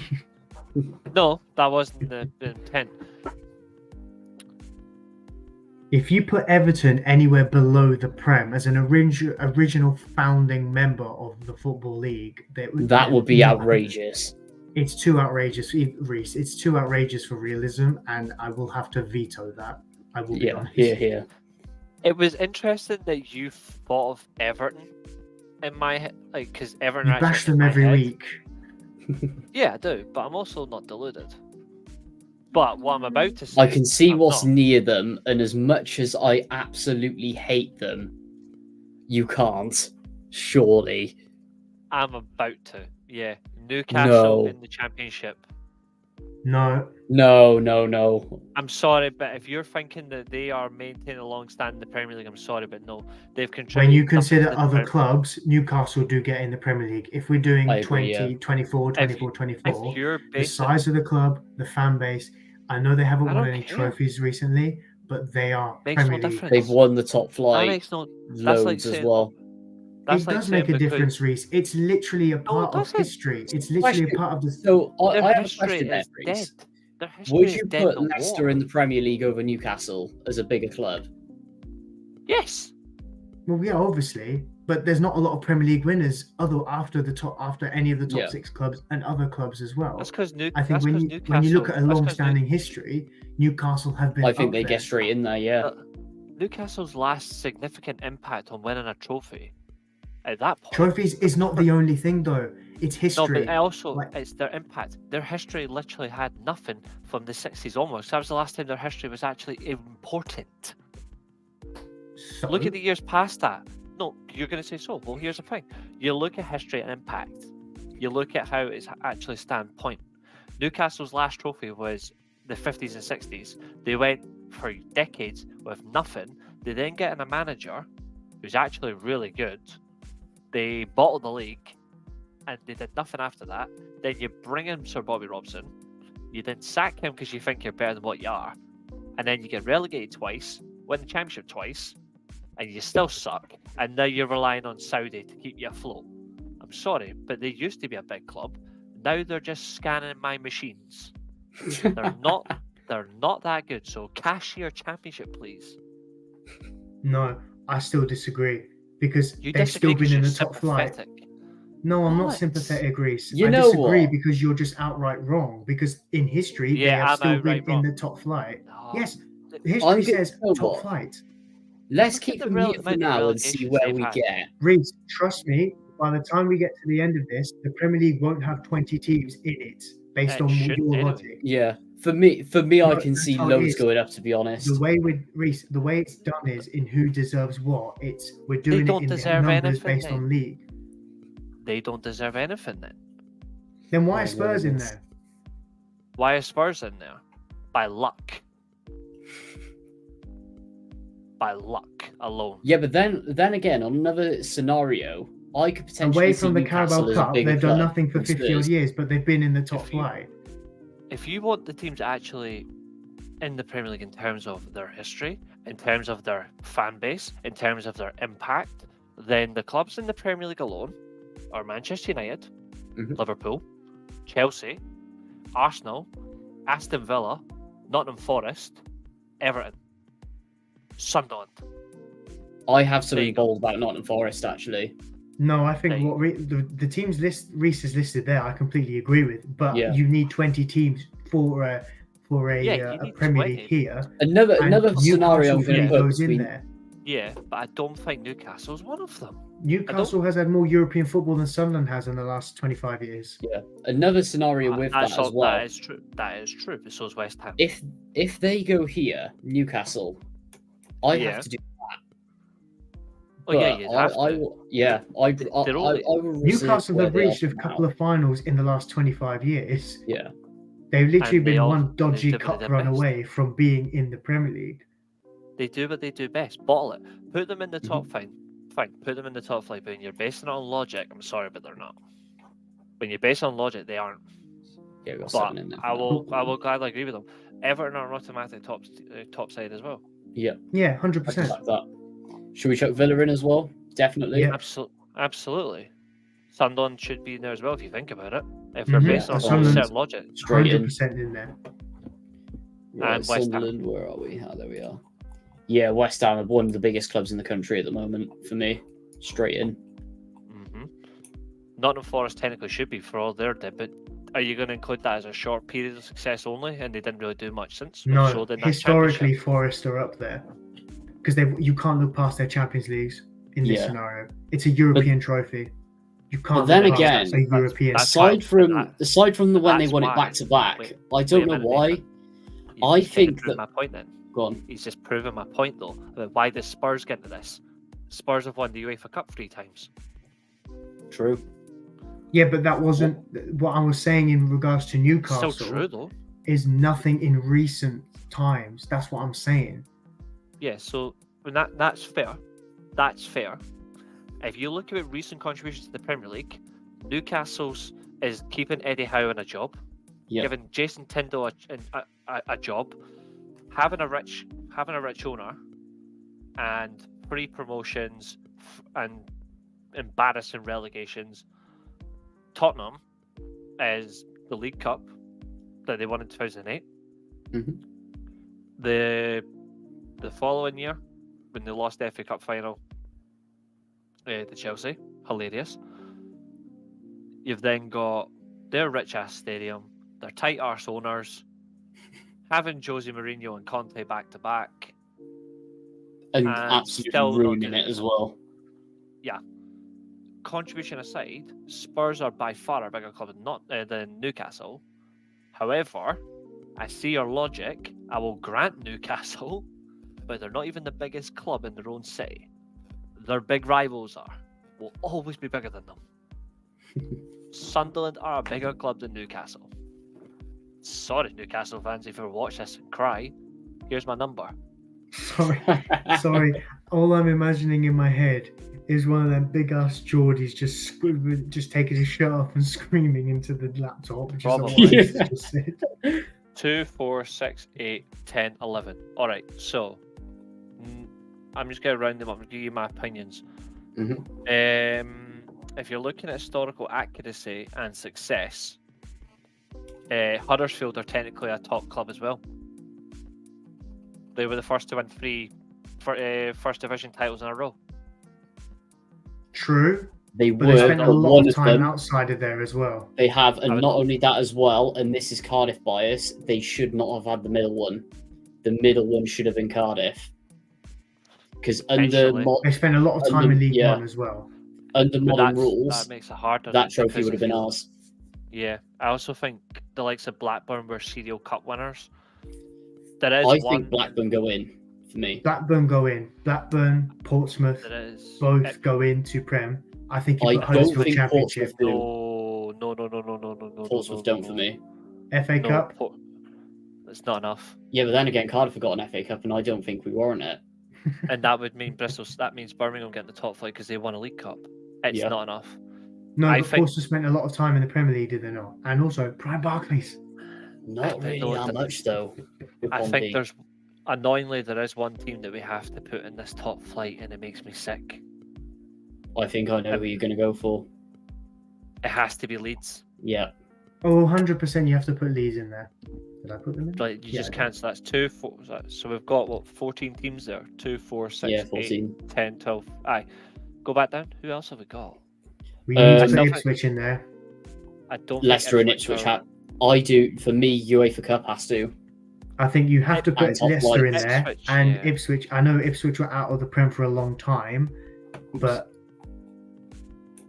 you look at their fan base. From there. Okay, And they stayed Ipswich, loyal as well. Like getting 30,000 in League One is nuts. Hmm. full time Germany draw 2-2 with Holland. 1, 2, 3, Interesting. 4. I Yeah, wonder how exciting that game was. I would say I've got 4 more contenders looking down. I only have. For me, Forest are still one of them. Yeah, I was going to say Forest need to go in there. Forest are automatic. Yeah, I guess you've overruled me on It's- that one. I have we can't Groundswell going in the Championship, though. 1, Going 2, down. 3, 4, 5, 6, 7, 8, 9, 10, 11, 12, 13, 14, 15. Right, so 16. So we've got 4 teams left, yeah? 2, 4, Yeah. 6, 8, 10, 12, 14. Yeah, okay. Let me check the Uh, top because I think I've got my 4. Let me just have a look. I have one controversial pick. I do as Actually, well. that Reece means isn't they're gonna going to like miss it. out, but Well, that's actually, fine. I have 2 actually I've got one pick I think should be in there, and I've got one controversial pick. So one pick for me, I think, based on if you're looking at history alone, Blackpool, and for my controversial take, Sheffield Wednesday. For me, Sheffield Wednesday are one of mine. Because No, at one point they're not. They were Sheffield Wednesday, I put Championship. at one point Sheffield They're Wednesday were the huge, best. though. At They're one massive. point, at one point, Sheffield I know the Wednesday Sheffield were clubs are one of the massive. best teams. I agree. But at one point, Sheffield Wednesday were the best team in English football. Plus pre-2005 as well. Like Sheffield Wednesday were always consistently up there. They've just been held back by really dodgy owners. I am going to put one club directly in Championship though straight away. Mhm. There's a club I've got a little bit of a soft spot for. Southampton. Southampton, Yes. the Championship, Southampton nowhere are near definitely Premier League. Championship. They had some decent Premier League runs, but when you look at it, it dipped off. Mhm. I'm going to do the same. I'm going to name 3 clubs straight away, and they're all going straight to Championship, no debate. Yeah. Crystal Palace, Fulham, Middlesbrough. Yes. Ooh, Fulham was one of mine for Prem. I don't think Fulham go in Prem for main reason being A, never won a trophy, and B, I remember when they were down in the Championship and had that season when they nearly went to League One. Craven Cottage was deserted, and even in the Championship, they struggled to sell out. I know Which that's obviously season Championship was that? football and bias. Was it their first year down, or was it the year after? Second year. So this was, Okay. I think it was year 3 into Saikon Yeah, it was when they had that 15, really 16. bad squad. Yeah. And then who was the other one? So Fulham, Palace, and Borough. For me, Borough as well, a borderline Premier League. Borough borderline Premier League, but they just miss out. Yeah.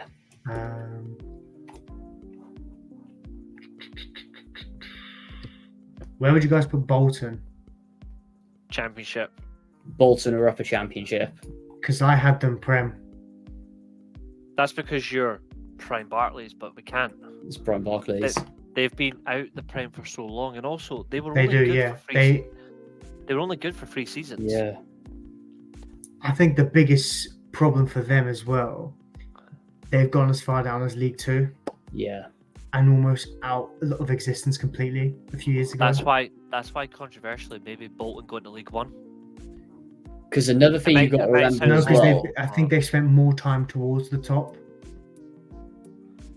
They've I'm had gonna time in say- the Prem. They've had time all over the gap, pretty much. They've There is had a one lot of club there. time in the old First But I think Division they as well. missed- They've floated a lot, to be Yeah, fair. There's I was one- going to say they're in the Championship. They miss out on Premier League because of their lower finishes. Yeah. There is one club as well. They used to be on Bolton's level similarly, and then they just faded away. And they used to be a decent side, and I remember really well. Alan Kirbishley had them playing really good football at one point. Charlton. Yeah. Charlton Championship, yeah. Charlton Charlton played Championship. really well under Yeah, I did. Kirbishley. Early 2000s, they were so good. Who else? I think it's quite obvious because they're absolutely pathetic, but they are a mainstay. I think Derby is just Championship. Yep. Yeah, because I know they won the 2 in the 70s under Clough, but aside from that, They were luck, to be fair. That's because there is Yeah. luck. They were such a bad squad. He was just a good manager. he was. And not only that as well, they don't get into Premier League because of that season in 07-08. Yeah, that was embarrassing. I'm going to say another one. I'm sorry, maybe I think it's a fact. Cardiff City are Championship. Oh, 100%. Where 100%, considering all of these different. here, In case you came back and went, what are you playing at? No, it's just genuinely, it's just consistency of the league position. I think so. Considering that we're actually the biggest club, well, the club in the EFL with the most promotions and relegations, so automatically that sticks us in there. I will say though, and this is That'll be obviously Not for long. hindsight great, but Not for long It- though, because that'll be Norwich soon. it was. Oh, we'll get to the strippers in a minute, but Yes, we will. Chaps. At the I'm end of the going day, to with- name with us, I 3 just off the bat go on. Sorry. for League One. I'm Oh, going to second. name 3 off the bat for League One. Yeah. Bournemouth, Brentford, and Brighton. I agree completely. No 15-year purple patch for these 3 teams is going to convince me that they're Premier League or even Championship, because all 3 teams have spent a lot of time Mhm. further down the leagues. So as great as they have done with their progression in the last Yeah. 10, 15 years, Oh fuck! Great choices. They're a back lot up. of their history is further down there. So that's where they stay. Also, Another are we thing you've got to are we take into account. Go on, sorry. Are we forgetting as well that Bournemouth's best ever moment as a football team was literally when they were in like a very low division when they beat United in the FA Cup. Yeah. Like that was their best ever moment in their entire club history. No surprise. But yeah, I would say that there is one other club I'm going to put in League One. I want to see what you guys think. Mhm. And it's mainly because of how they fit in around all those periods. I'm going to say Oldham. I don't think Oldham are on here, but I will back it. I was going to say they're not there. That's how far they've fallen. Hull City as well are Championship. I was actually going to say Coventry are a controversial one because I've actually Coventry, apart from the FA Cup win, they haven't done anything since. This is going to sound very brutal. They were literally like the Prime Barclays Stoke, but before Prime Barclays came along. They were in the Prem for a long time. I think it was Yeah. like 20-something, 30-something years. I have Coventry a lot lower than you might think. I had them in the Championship because they spent a lot of time further up, but then they've also dangled down. So a Championship, I think, is fair when you think how long they're in the Prem for, and the FA Cup win in, was it the 80s they won it? The FA Cup? Yeah, the 80s. Yeah. They beat Tottenham. I'm going to really shock you, but I'm going to present my argument. I have Coventry in League 2. What? They're too big of a club to be down They're there, Reece. I'm huge. sorry. I I can only look think at their stadium troubles of the last 10 years. I don't think it's a valid reason either. Let me present my argument. The reason I've got them in League 2, everything they did, and I'm not saying the Premier League should be the measuring stick, but everything they did literally was before the Premier League. When they were actually in the Premier League, they weren't competing, even though they had the resource. They weren't even competing with a measly Villa. They weren't competing with Forest, who were crap and got up and down. Also, when you look at it, it wasn't just their stadium troubles. Their fan base literally turned on them. Now all of a sudden they've got a fan base again. And is it me as well, Reece? I do agree with that. I do actually agree with what you said there. It takes away the big club status for me. Yeah. So that's why I've got them below those three. That's why I've got them in League 2. I don't hate Coventry. I'm just thinking logically. Is it me as well, Reece? I know we've discussed it a lot on here before.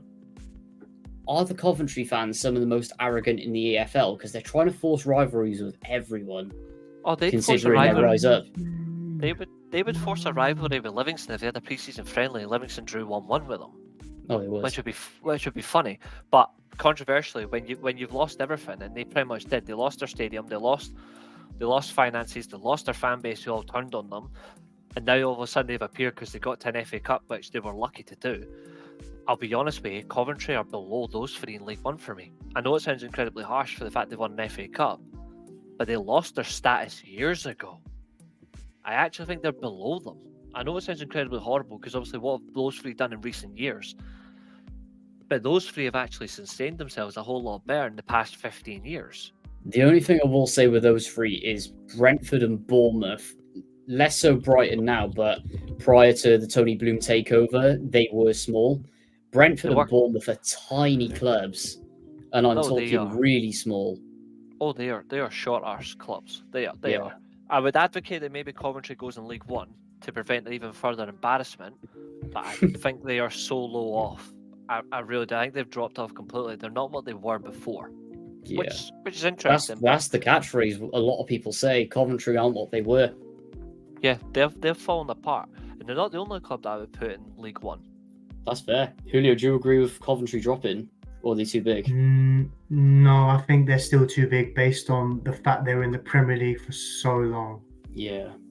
I agree with Reece's points, actually. I think he makes a very fair argument, especially with the fan base thing.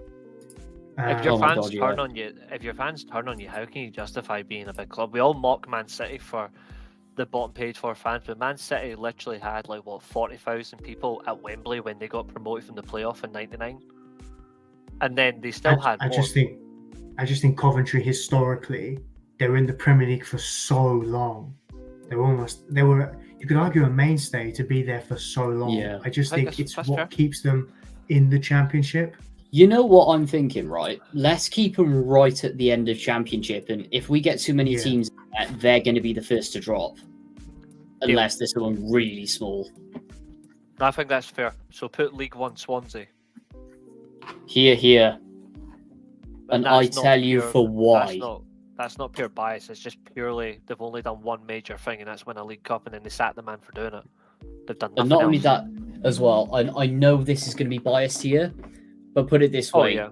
You were on the brink of extinction in the early 2000s. Less than 10 years, you're in the Premier League. And aside from one good season in the 80s where you finished 6th in the top flight, Exactly. everywhere else in your history, you've been in either League 2 or League 1.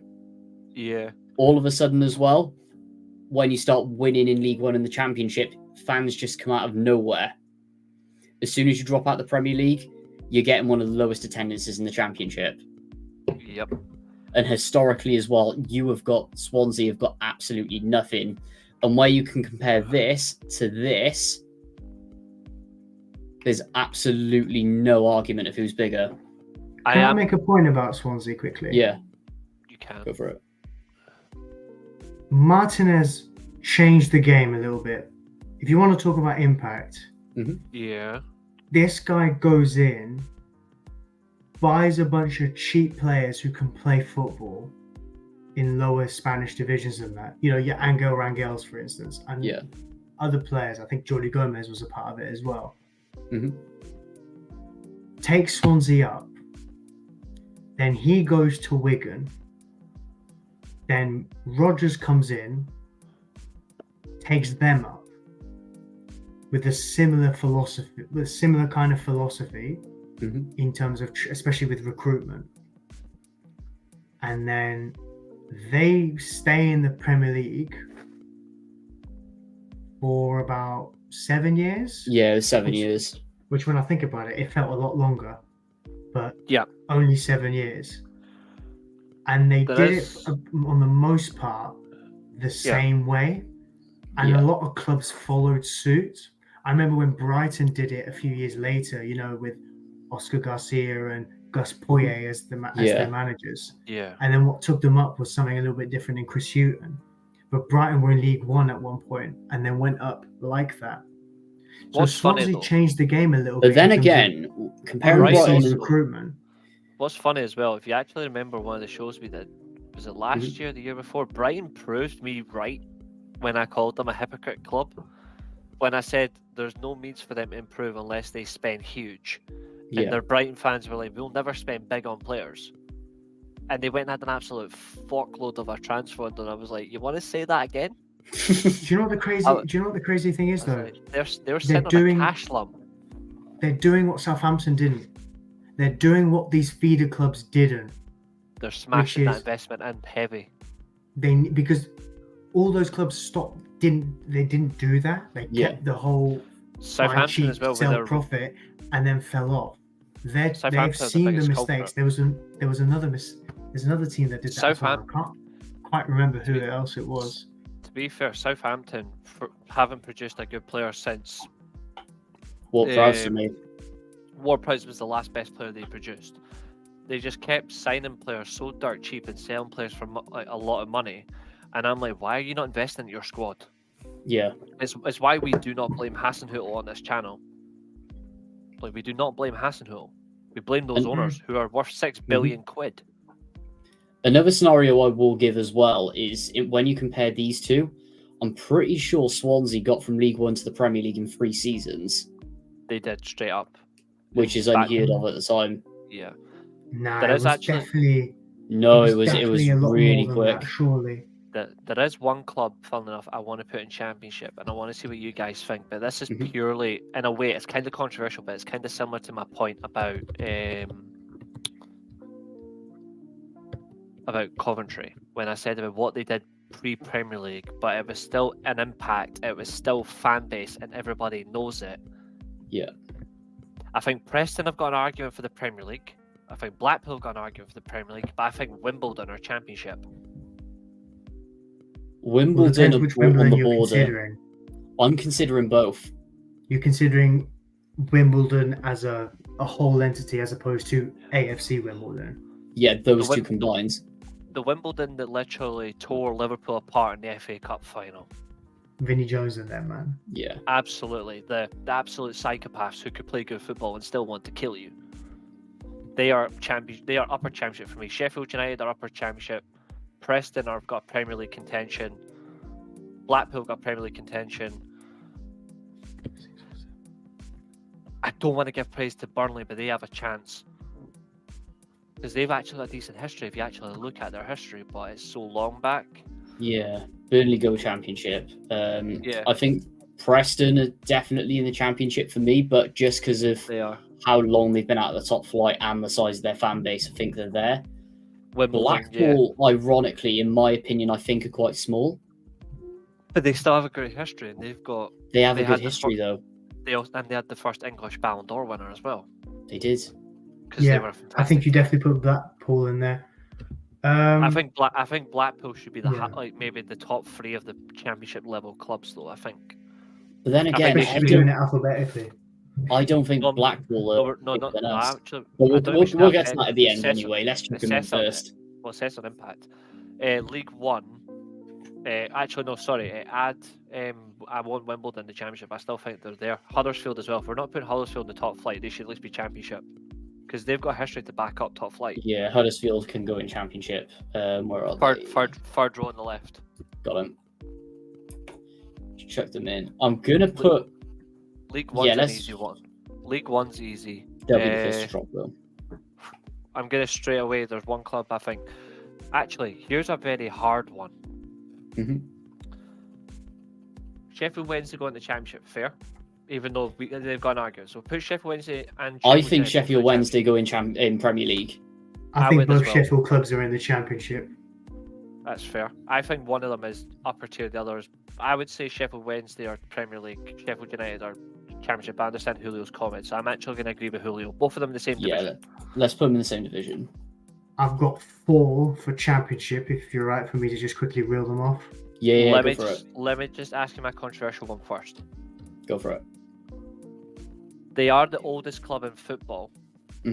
Notts County. What? Yep. What do we do with County? League One for I me. had them League One. But their historical sense of it, though, has been very interesting, and they've had a very interesting culture effect. Hmm. Without them, there's no Juventus. Yeah. Which But is that's- which isn't a joke. That's a well-known fact. No.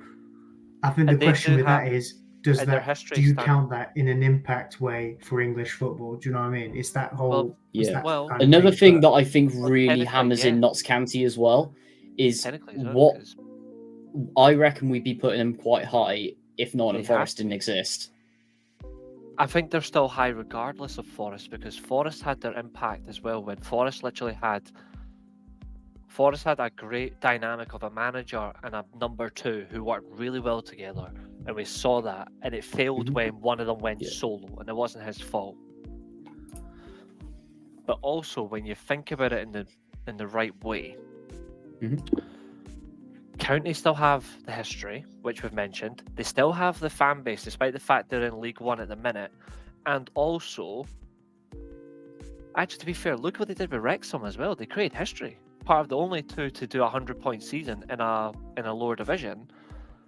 But further than that, they've had a culture impact. Obviously, English clubs and English fans went to Italy and created some fantastic clubs in Italy, including the likes of AC Milan, Roma. You've done Notts County to Juventus. Mhm. They're all cultural impact, and it started with County. I think County deserve to be up in the Championship alone. I won't say Premier League, but I think they deserve to be in with a conversation, or in maybe a drop-off point of the Championship to League One. But they should I be at least reckon- up there. Just because we still got some big clubs to come through that are good shouts for the Championship, I reckon we put them at top of League One for now. We put them top of League One for now. I agree, because I mean, Yeah. I've got 4 for the Championship alone at the moment, and obviously we don't want to. We'll do some And swaps. I think we're going to have afterwards. to drop some here, to be honest. That's Right. fair. I've heard Colchester non-league, just saying. Tim Pot, I Because can back that. what have they done? Same with Cambridge, same with Carlisle.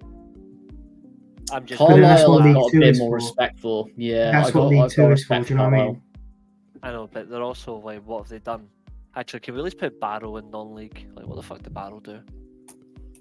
I agree. No, I think if they're still in the, I was gonna say if they're still in the football league, put them in League Two for now, and then afterwards put them non-league. Like put Forest Green non-league because they're literally non-league right now. Yeah.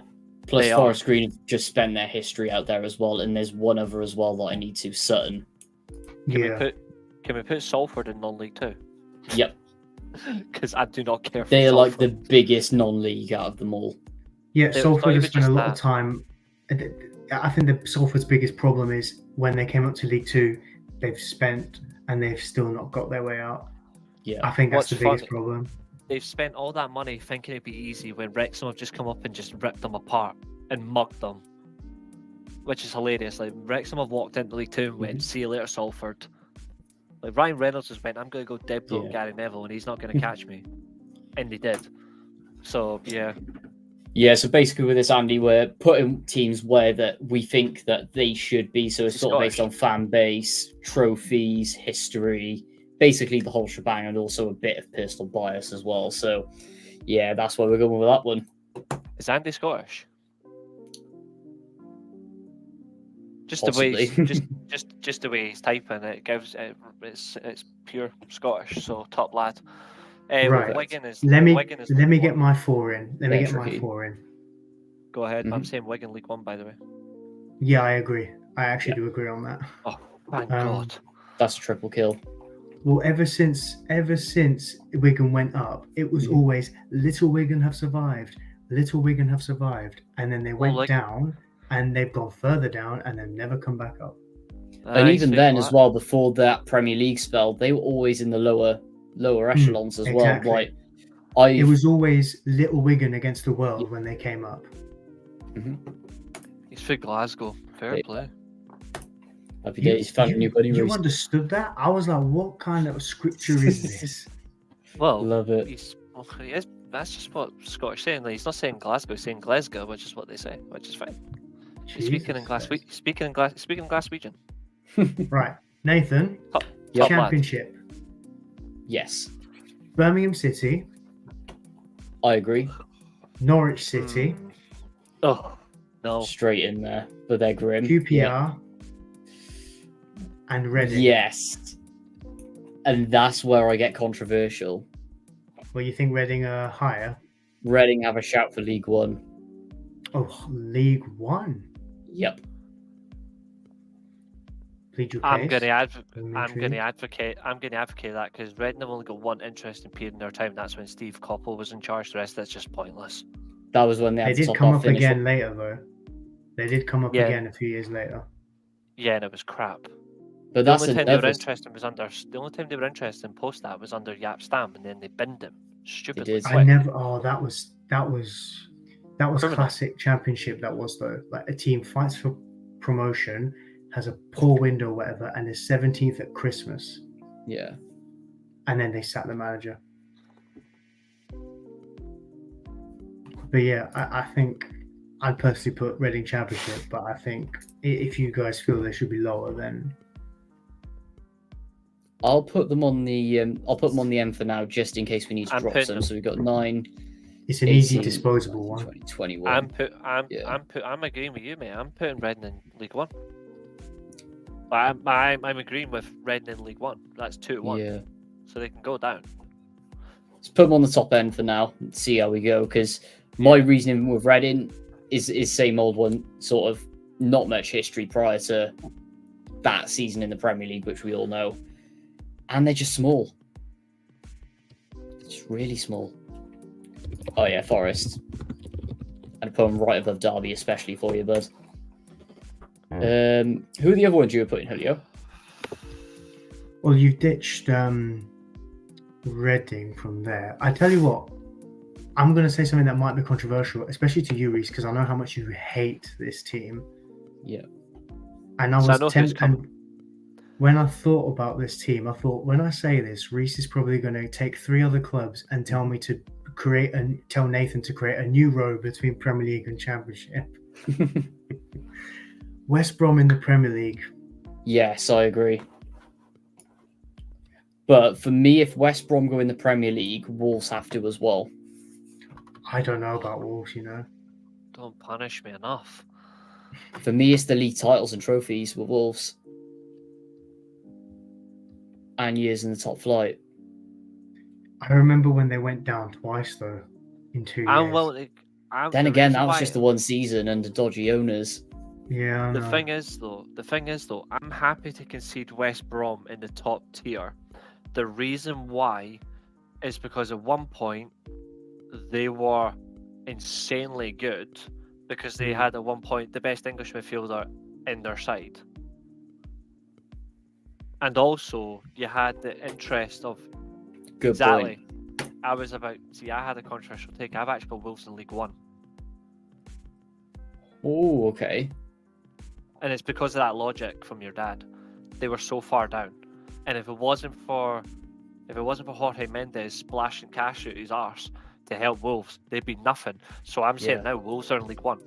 But West Brom at one point, if you look at who they used to get managed by, at one point they had Brian Robson in their midfield, which was insane. And who was their manager at the time? Ron Atkinson. And they nearly won the league. They finished second. Mm-hmm. They were an insanely good side. Now they're just born piss water. But I'll concede that comment. I think that's very fair. Scroll down because I'm going to name 5 clubs straight away and they're all going in the same spot. Yep, go for it. So this is League One. Mhm. Northampton, Oxford, Plymouth, Stevenage. In League One? Yep. Really? I'd have had Coppers in League Two. And I'm being respectful. And Crew Alexandra. For me, Stevenage go into League Two. Fine, but that's fair. But Crew Alexandra, put them in League One as well. I had They Crew and produced a lot of Crawley in players. League Two, you know. I don't know. I think they're a little bit higher. I reckon Crew are one of those on the border for me. Watford are high. Watford Who's Crew annoyingly to Watford are painfully annoying me, but they are Championship. They are, yeah. Mm-hmm. Yeah, agree. Championship. Rotherham are League Two. No, I had them League One, pushing I reckon, League One, yeah. They've always been low. They've never been significantly high. They've been yo-yoing Championship though, especially recently. A little For bit too 10 much in going as well. Well, Literally surely for the like, 10 years now. surely the likes of Harrogate and Cambridge are all in League Two and all that rubbish. Yeah, Going back to Wolves, I'm going with them. Yeah, like good shout. They are that far down. That's why I've got them in League One. But then again, I can't put Wolves below Watford or QPR or Wimbledon I'd or put any them of those. Championship. Well, I I think can put- I think Yeah. the Premier League years even it out. I Especially don't when they think were pushing it top does. end of Championship. For a If few they years didn't as have well. Jorge Mendes, in the they'd be League 2000s. One for me. Oh I yeah, think it was easily. purely. It was the luck that they got Jorge Mendes. I don't think that does enough to justify it personally, Yeah. because they didn't push on and develop either, which says a lot. I think COVID played a big part in that, and the way they spent their money though. Yeah, know because they that- had all the FFP things as well. We know Yeah, where they Wrexham. always had a We know where small- Wrexham they- are going.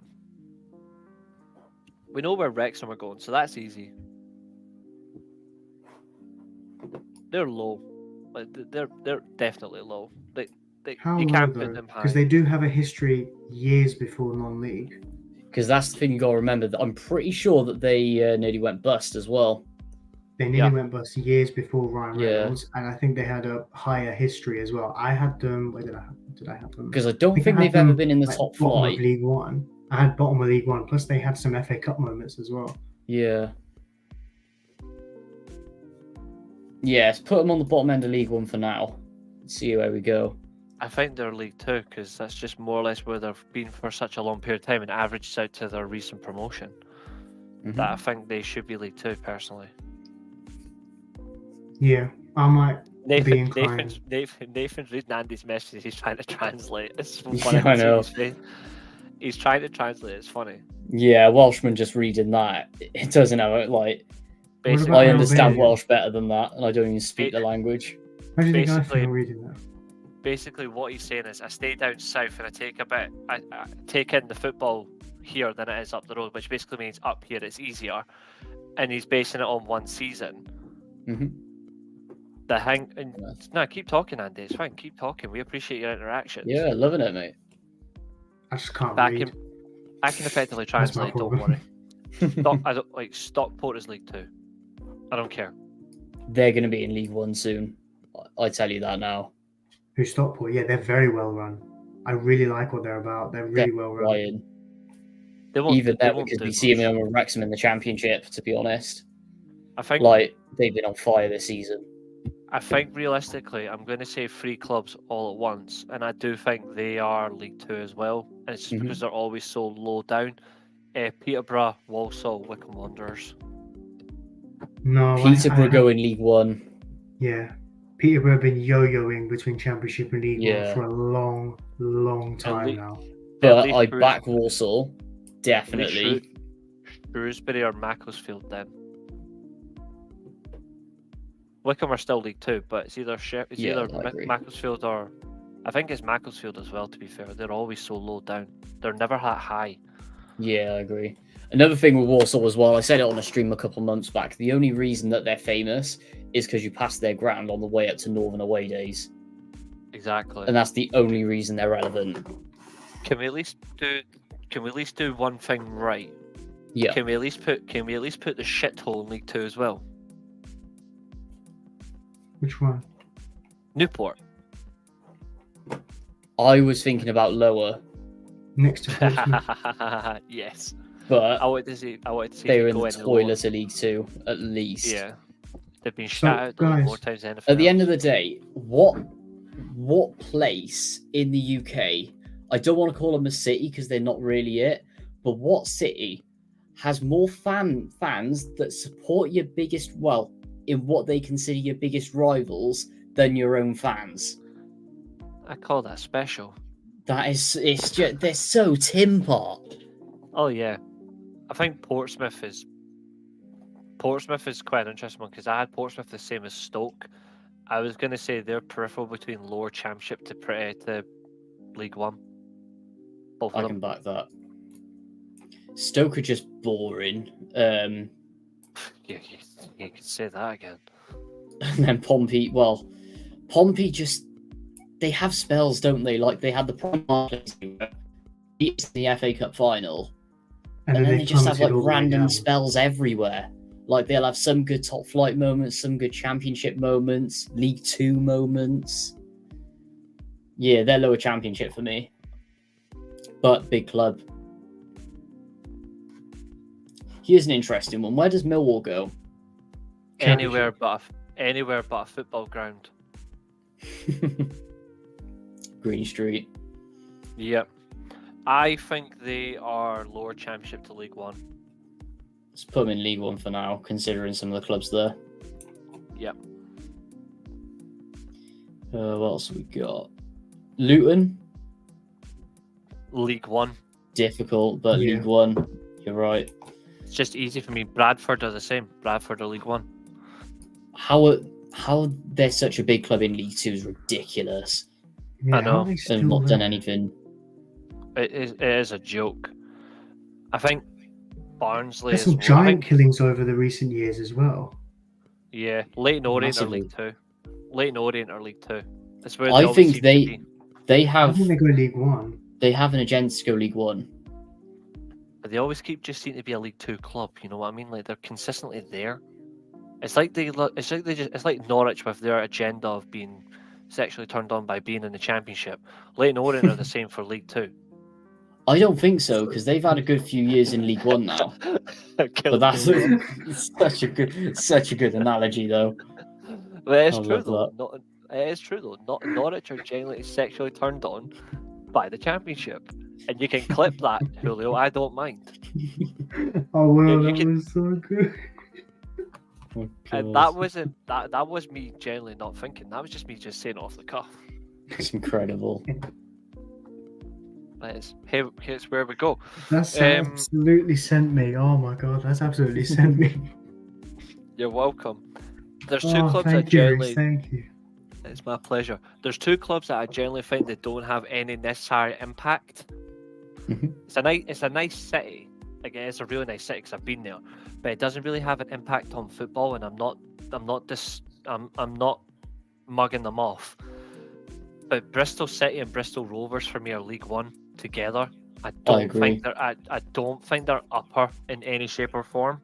I'm not dismissing them as football if clubs. anyone just I is- think think they're Bristol high City City. go lower Championship, Bristol Rovers Yeah. lower League One At for me. Bush City at lower Championship, but enough. Maybe it's just the Bristol longevity. together, yeah. Perhaps. it's not It's a like nice city. the Sheffield It's a nice clubs who city. can be together higher up. Do you know what I mean? Yeah. Exactly. Crawley Town, surely, because they've got a horrible fan. They're non-league. Not only that as well, the only reason they got there was Steve Evans, and he just rocketed them up the leagues as well. Like I'm Yeah. pretty sure they played Man United in the 5th round of the cup, didn't they? did. Yeah. See if a hadn't been for a Premier League place, I would have had Swindon in non-league.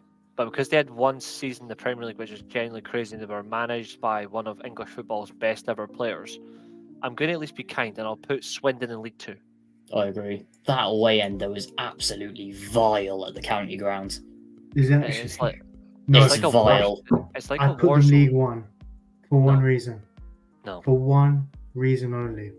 why? It takes a great level of fuckery for a club to end up on an episode of Can't Pay, We'll Take It. Oh my god, yeah, I forgot about that. I knew you were going to bring that up. That's what I was trying to hide. Oh no, from the it. best bit is when they just wouldn't let him in, and they just someone leaves a door open, and they just Yeah, run like, quick, straight go in there. through. All right, I'll just for that Oh. alone, for bringing up that reference. I was You hoping know that what? I was hoping we would go through this stream without that reference coming up, but fuck it. Come on, it's pure Oh, British no, television. It's either Prime Barclays or pure British television. I'm going to bring up those are the references I bring to the table. Oh, I love Who's that. who's the very last team, by the way? Is that Tranmere Tranmere, Rovers? Yeah, Yeah. Oh, their Do you best remember when the fans logo used to be blue? Oh, they did. Tranmere's best. I swear fan they're is a copying corrupt- Vince on Tan. Tranmere's most notorious fan is a corrupt referee, non-league. Mike Dean. Absolutely non-league. Mike Dean. Tranmere are non-league for that alone. They are a big club though, considering some of the ones in League Two, They even pushing up there. But I can see where you Not- I can see where you come from though. Julio was pure rewinding their stream that made fucking. I can't wait to see you clip that, mate. I'm gonna piss myself when you clip that. Because there's no way I can get out of this now. That's the mad thing with me on streams. I mean, first it's me saying, like, for one line, I'm Jesus. Oh, And yeah, then honest this, to God, I was Jesus Christ. and then in this It's case, perfect. and then in this case, not sexually charged by the championship. Oh god. That's comment of the night. Sexually charged and living large is Norwich City with Delia Smith in the championship payments. There's your line. It's just a half-cut Delia just shouting, "Where are you?" And Let's you've got be one having fan, you. and then you've got one fan shouting back, "Farkas on the other side." Where? Farkas in the dressing room. See Delia launch down the tunnel. She would actually move her. She'd probably get her pacemaker to move. I think Gillingham. I think Gillingham are League Two. For the away end alone, they go into League Two. Yeah, and I'm going to be kind, even though I generally don't care. I'd say the same for Carlisle, but I'm not really. I don't really care or know. Port Vale are League One, by the way, in my opinion. Yeah, I can back that. Lads, And so- I would and put so are Burton and Doncaster Cambridge in League Two. Yeah, Yeah. I agree. I said Has anyone Port ever Vale, been they're to not gonna get Burton? moved. No, I don't dare on it. It genuinely feels like you go into a non-league, just sort of like, well, obviously I'm Welsh, so it just feels like I'm going down the road and watching Barry Town. Like Yeah. that away end is the most Tim Pot away end I've ever been in my entire life, and that's saying My- something. My last championship club is 100% Barnsley. I was going Yeah. to put them in League One, you know. They I would don't be know. one of the first to move down for me. I think they will be. I'm going to say now, you can disagree if you want. 1, 2, 3, 4, 5, 6, 7, 8, 9, Cambridge 10, League 2, 11. Nathan. Yeah. Yep, okay, so there's 10 left. I'm going to say this now, and these are just my final 3, because the other 3 I'm not sure on. Mhm. Shrewsbury League 1. Yes. I can work with that. Yeah, I can work with that. Shrewsbury League 1. Accrington They're are bigger than all constantly- these teams down here. Yeah, I'm going to say the same, because Accrington are constantly between League 1 and League 2, but they have got a decent name to them. So Accrington in League 1. They are a small club, though. They are, but they do maintain league position constantly, and I think that's very fair. They And do. then the last one, league. the the last one, thing. because the last one I'm going to say straight away, because I do think they are non-league and they're just doomed for it. Harrogate. Harrogate are non-league. I think Doncaster are more or less a League 2 side, but apart from that, I'm not sure on the I rest. thought So I'm League gonna, 1. so I'm gonna. I've got a load of. I remember Doncaster a lot from Championship days. I was going to I'll say, I remember leave- Paul Dickoff's team. I'll leave the last 7 to you guys because I don't know much else. I'm out. I don't know. I'm out. Lincoln. Cheltenham. Oh, Lincoln League 1, definitely. are you sure? Do you remember they were non-league not so long ago?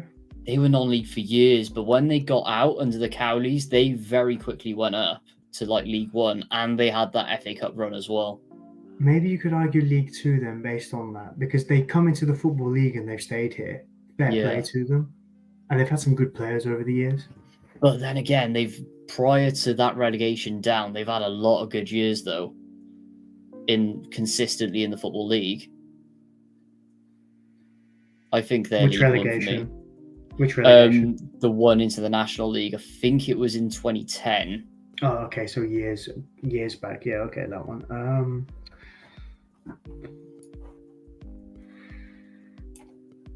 The world champions are losing to Colombia at half time.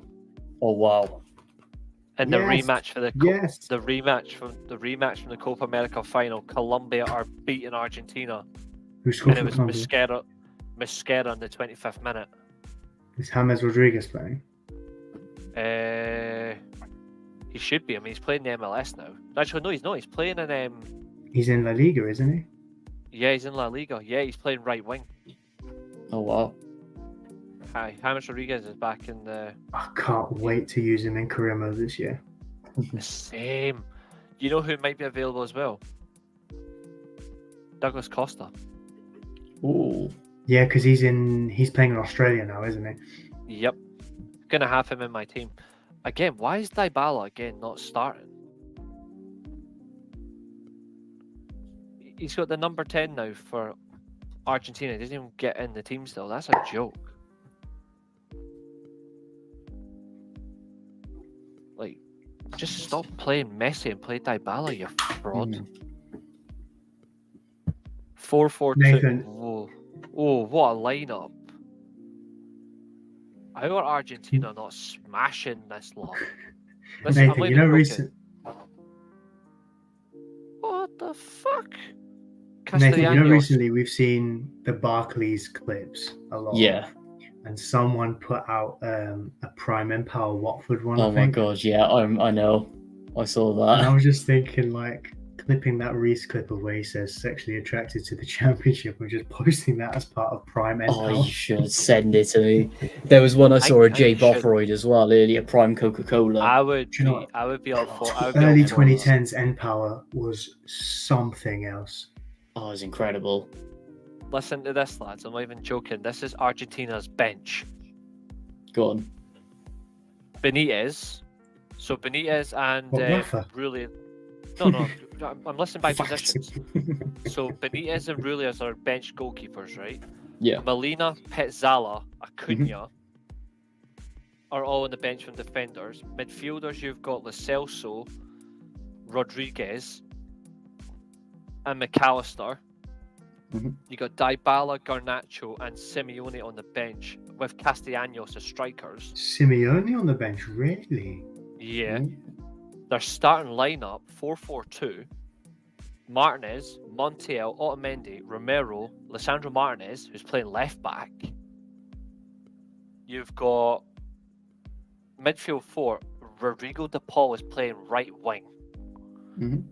Paredes and Fernandez central midfield, Nicolo Gonzalez, who's obviously at Juventus on loan, left wing, Alvarez, Martinez up front.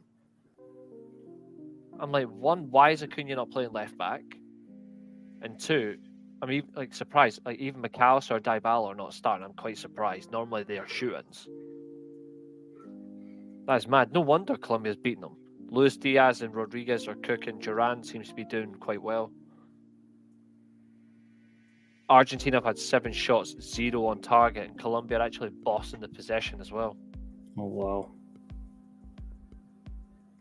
I love James Rodriguez. I'd like it if Carlo Ancelotti got the Man United job and his first signing was James Rodriguez just for a laugh. Brilliant. I would generally salute. He's only 33, James Rodriguez, and that was in July this year. He's a baller. Mm-hmm. I love Wait. Ancelotti and I love James, so Same. I need that. We need that. Wait, what?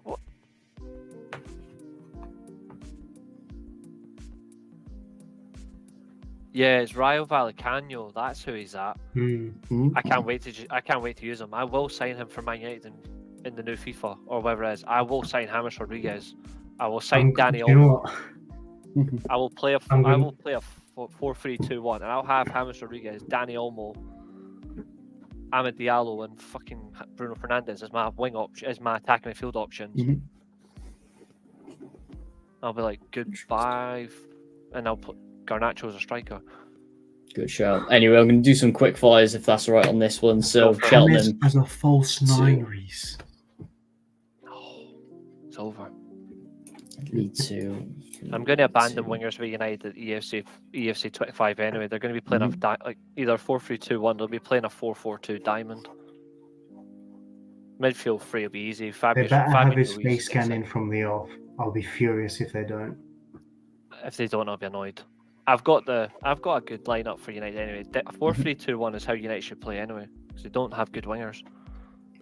This is interesting. So, 10, 12, 14, 16. We've got 18 teams in the Premier League though. yeah, need 2 more to go up. Okay, this is where I'm going to advocate straight away. Preston.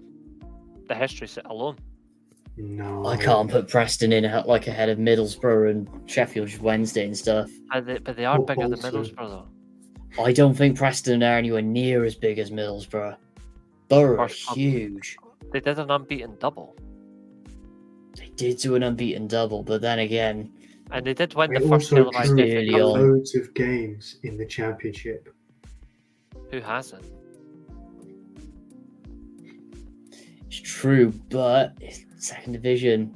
But then again, when you compare Preston as a club of where they are fan base and everything, considering what they've both done, and then Middlesbrough,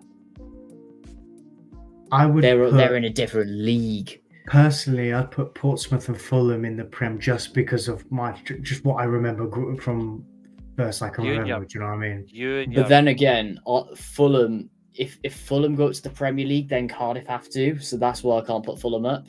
you're not coming to the Premier League anyway. It's okay. Exactly. That's what I'm saying. That.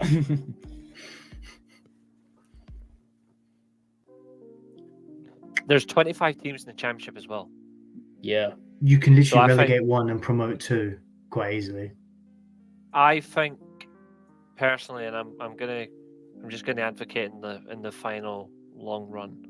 Mhm. If we're going for Premier League, annoyingly we've already got one club he's managed. I think one of the clubs theoretically should be Derby. Even though they had the bust-ups and all that bollocks, we've based this fairly on historical accuracy, fan base, history, success. Yeah. They do have that. I would be happy for Derby to go up, only if Sheffield Wednesday go up. I would support that. And that would Julio, be you 20. agreeing?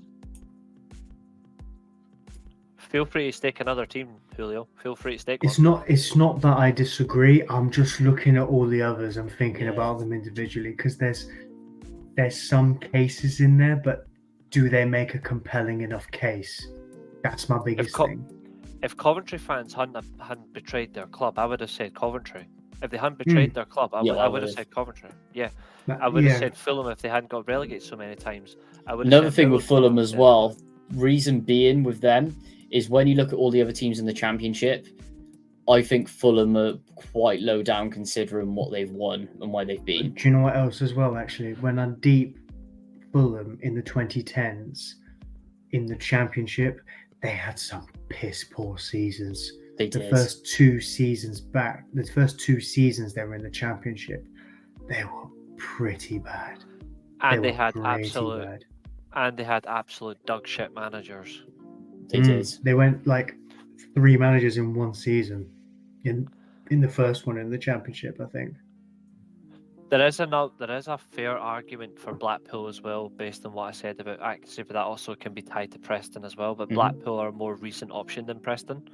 Yeah. Because obviously their unbeaten double was 1861, whereas Blackpool won 3 FA Cups in the 50s and 60s.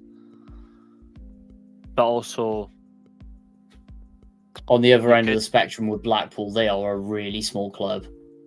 but you also, if you're doing Premier League longevity, there is a massive fight between the first 3 clubs at the start of the Championship line. We've got Southampton, Fulham, and Crystal Palace can fight used on Premier League longevity, but so could Middlesbrough. To be fair, after Yeah. they overcame that last relegation, they stayed in To the be league fair, for about 8-9 years. I was And they going to were say a for solid Palace, mid-table team. they came up via the playoffs at, I think, the second attempt. They were up for a And little they- bit, and went they stayed down, since then. nearly went bust. It took them a while to come back into the Premier League. Yeah, I Between remember when they when got they nearly relegated. went bust. And they've been back ever since. True. And they That's- have moulded themselves. Hmm. I think personally, I want to go back to the name that I mentioned before. If you are happy to drop Sheffield, even though I do respect Sheffield's history, I still think a club that should be in the top tier is still Huddersfield. I know Nathan won't like it, but No, I can't put Huddersfield up. But what they did under Bill Shankly is very, very important in football history.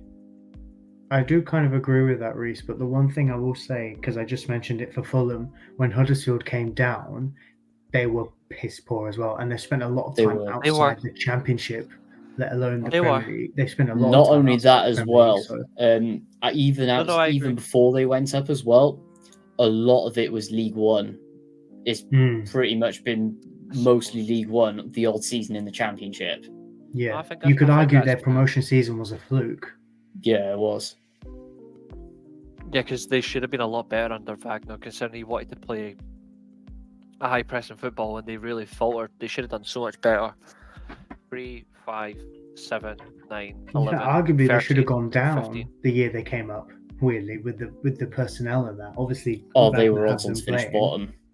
Yeah, I think in terms of the Championship numbers, I think of all the teams, I think you relegate Barnsley to League One. Yeah. I think all the other clubs in there all of them have enough of a claim to potentially be Yeah. Premier League, but they're not good enough. That's fair. I think For If me- we're if that if was we're an actual relegated- championship, do you know what? If that was if an we're- actual championship, that's a very competitive championship in Oh, terms it of is. clubs. If we are relegating Barnsley, then I think by that estimation we have to relegate Wrexham. I can back that. Yeah, And I think as well,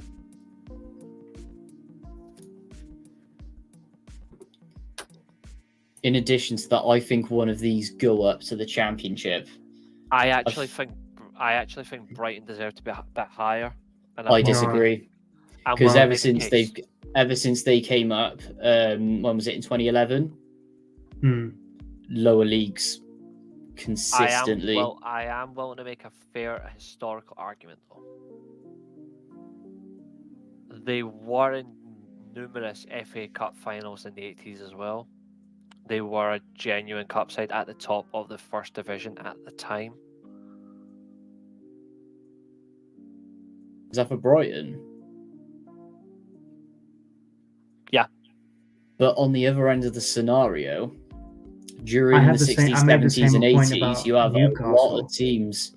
Yeah. True, fuck Newcastle. But you made that point. Then again, another factor is West Ham actually won a trophy from the second division West Ham also won a European trophy as well. in the same time Awful. period, though. Portsmouth reached 2 FA Cup finals in 3 years. But you did Mhm. Yeah, That's quite a funny thing, actually. there's fair arguments here.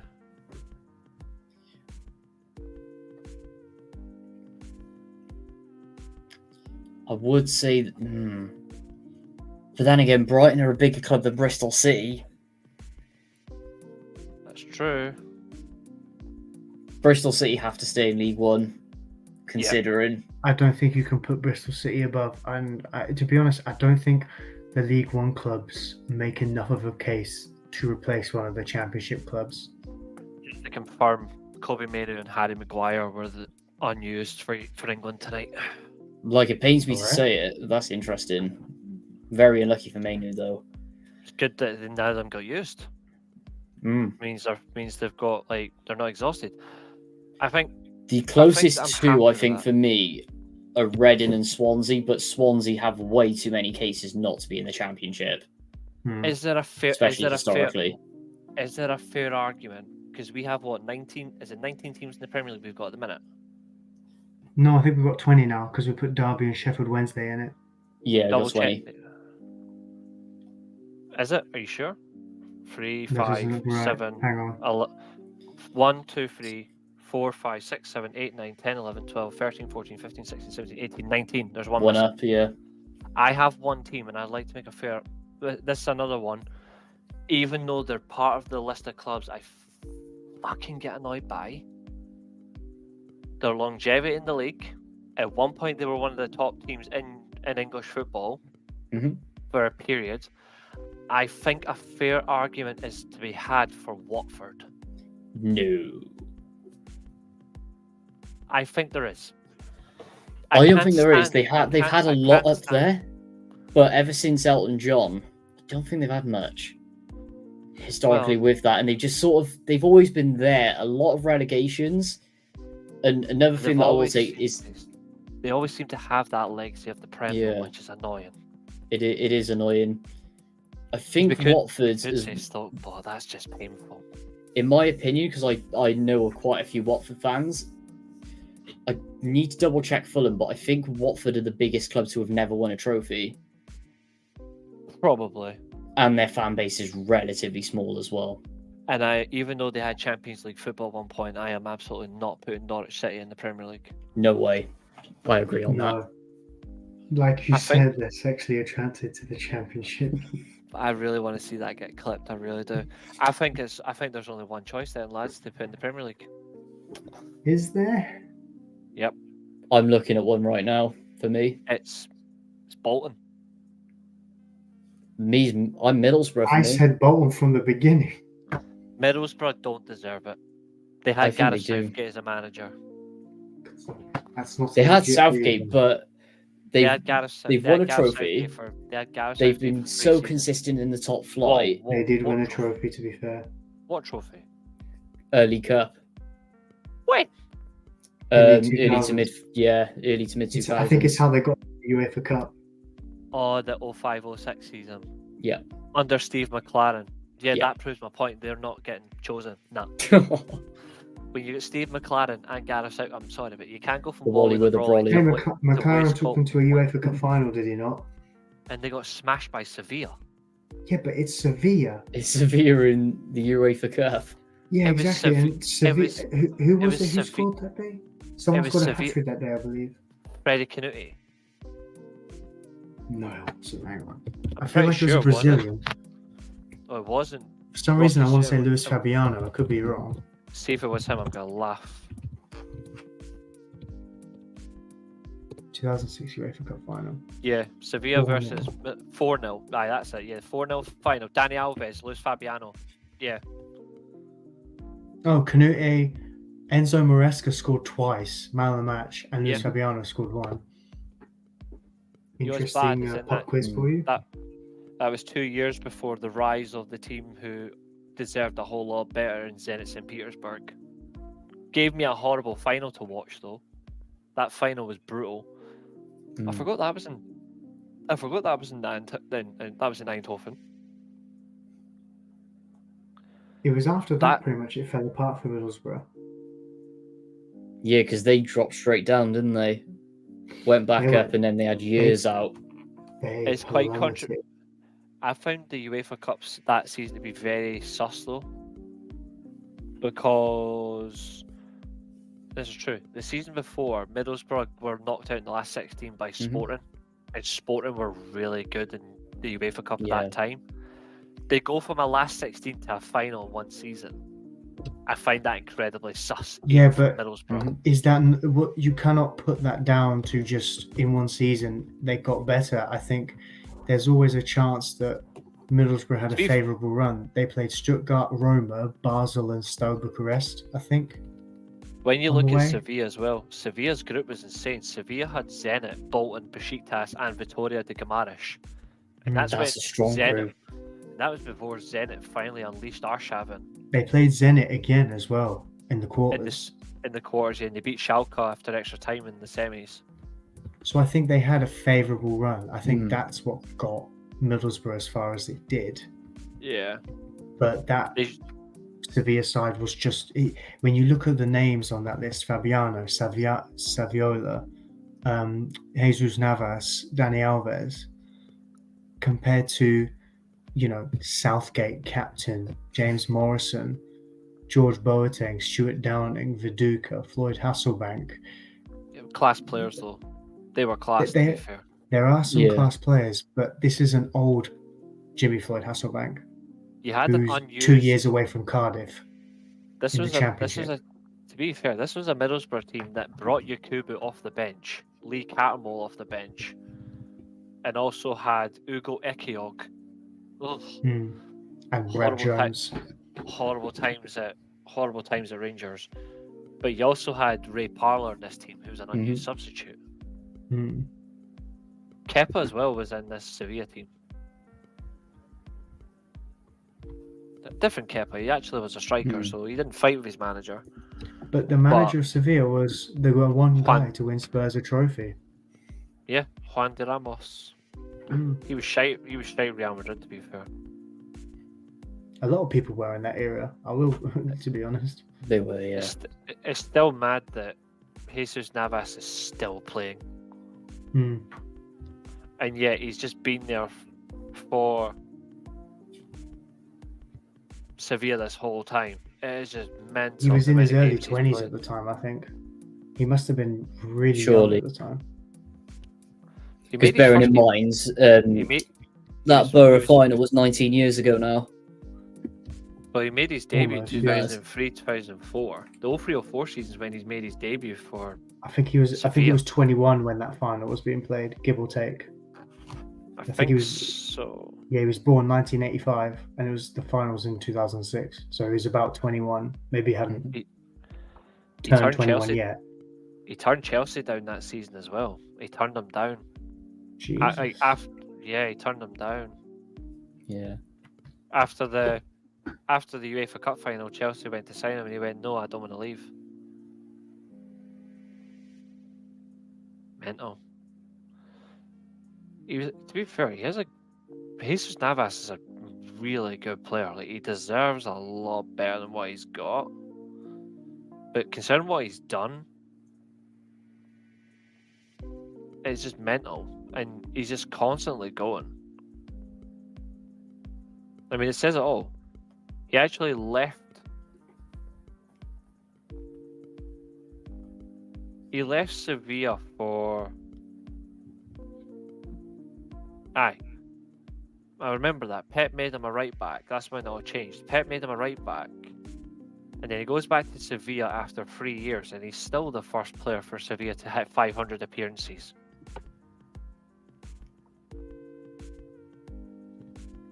It's bonkers.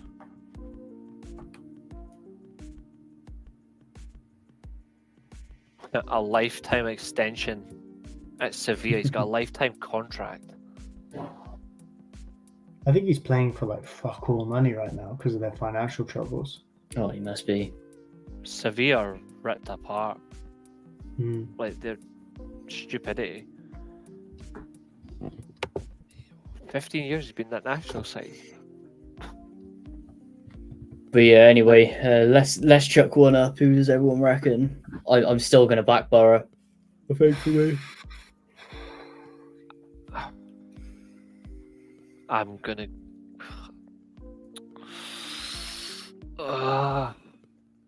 I'm one for that's one. I'm one for history. That's why I was saying Huddersfield. But to be fair, Okocha was hilarious at Bolton with Ivan Campo. I'd be happy to Um, put Bolton up, to be honest. Yeah, I had Bolton up from the very beginning, and it was But- vetoed. So But Because they have You had a can't lot of have- time in the top flight. you can't have one without the other. I think Bolton and Middlesbrough should both be in the Prem. I Are we think dropping you Sheffield take- Wednesday? I think you dropped Derby. Their history is hard enough to drop. But But what is that in the last 20 years? good point. That's True. why I'm happy to drop them. Then again, you could say worse about Sheffield Wednesday. So But therefore, then we again, drop. Sheffield Wednesday, early 2000s again. Maybe And so then there very we go. consistent. So that's what we should do. Yeah. We drop Derby. We drop Sheffield Wednesday. hmm We promote Blackburn. Sorry, we keep Blackburn. Sorry, we promote Middlesbrough and Bolton. That means we have one left. If we drop Sheffield, No, it's 20. no. But if we're dropping Sheffield based on the same argument, then that lets us put in Fulham. I can't put Fulham in. Yeah, you can. No, because with Fulham, that means Cardiff have got to go up. Not but- Because necessarily. I'm pretty sure we've had No, you don't. near the same amount of Premier League seasons. We've also done better Have than you? Fulham in Europe. No, as in top flight in general. I think Oh, okay, we're up right. there. They I was also gonna say, they also made a European final like you, and like you, they lost. Yeah, Mm, well, true. we got to the semis, I more believe. recently as well. They More also recent. got that. Yeah, But you got to But we semis, have they got to we final. have we have 2 trophies. They've got none. Suppose. They've had more recent promotions than you as well, actually. I think in recent history, I think Fulham have achieved a lot more. Recently, be they have, fair, yeah. But and the then only again, we've been more cup finals as well. And the only reason they lost that UEFA Cup final is one, they went up against a Spanish club, and Yeah. two, they went up against a team that was about to be managed by Simeone. So this was Yeah, literally It's just not even just a that. It was a team Actually, with this Forlan was. and Aguero. Falcao as well was in that team. No, This Falcao team wasn't killed. there. Oh no, he Not joined. yet. He joined that. He joined that Joined summer, a year later. Literally a year later, he joined. and then they won the UEFA Cup again, which was Mm. hilarious, and he rammed them. I want to check Against one little Bielsa's thing. Bilbao, that knocked us out Mhm. on the way. It was a great final. United would have lost that Mm. final anyway because it's Spanish opposition in a knockout tournament. United would have lost. I want United to were check a one mess in little. Europe that year. Got grouped, grouped in the Champions League. And Herrera fucked us about. Mm. And Bielsa went, we're going to play the 3-1, 3-4-1 or whatever it was he did. Mhm. The 3-1, 3-1-3. And United were like, yeah, we're not organised for this. Yeah, I was going to say, I was looking at it. If you're arguing this, Mm-hmm. you said Fulham don't have a trophy. That's actually incorrect. They've Because got they League Cup, actually haven't they? no, they have the same European trophy as Newcastle, Is that the Cup Winners' Cup? the Intertoto Cup. Hmm. They won it in 2002. And that was still important for getting into the UEFA Cup as well, Mm. based on your league position. It's still a It European. was more of a the fuck now, qualifying tournament, though, for me. it was fourth tier European trophy because the Cup Winners' Cup and the UEFA Cup were obviously just below the Champions League. But at one Mhm. point, the UEFA Cup was the best tournament to be in. But 'Cause then it was just so again, bloody hard to win. It was so hard I to win. think based Cup on the Winners' Cup. last 20 years, I think Fulham gets in ahead of Cardiff.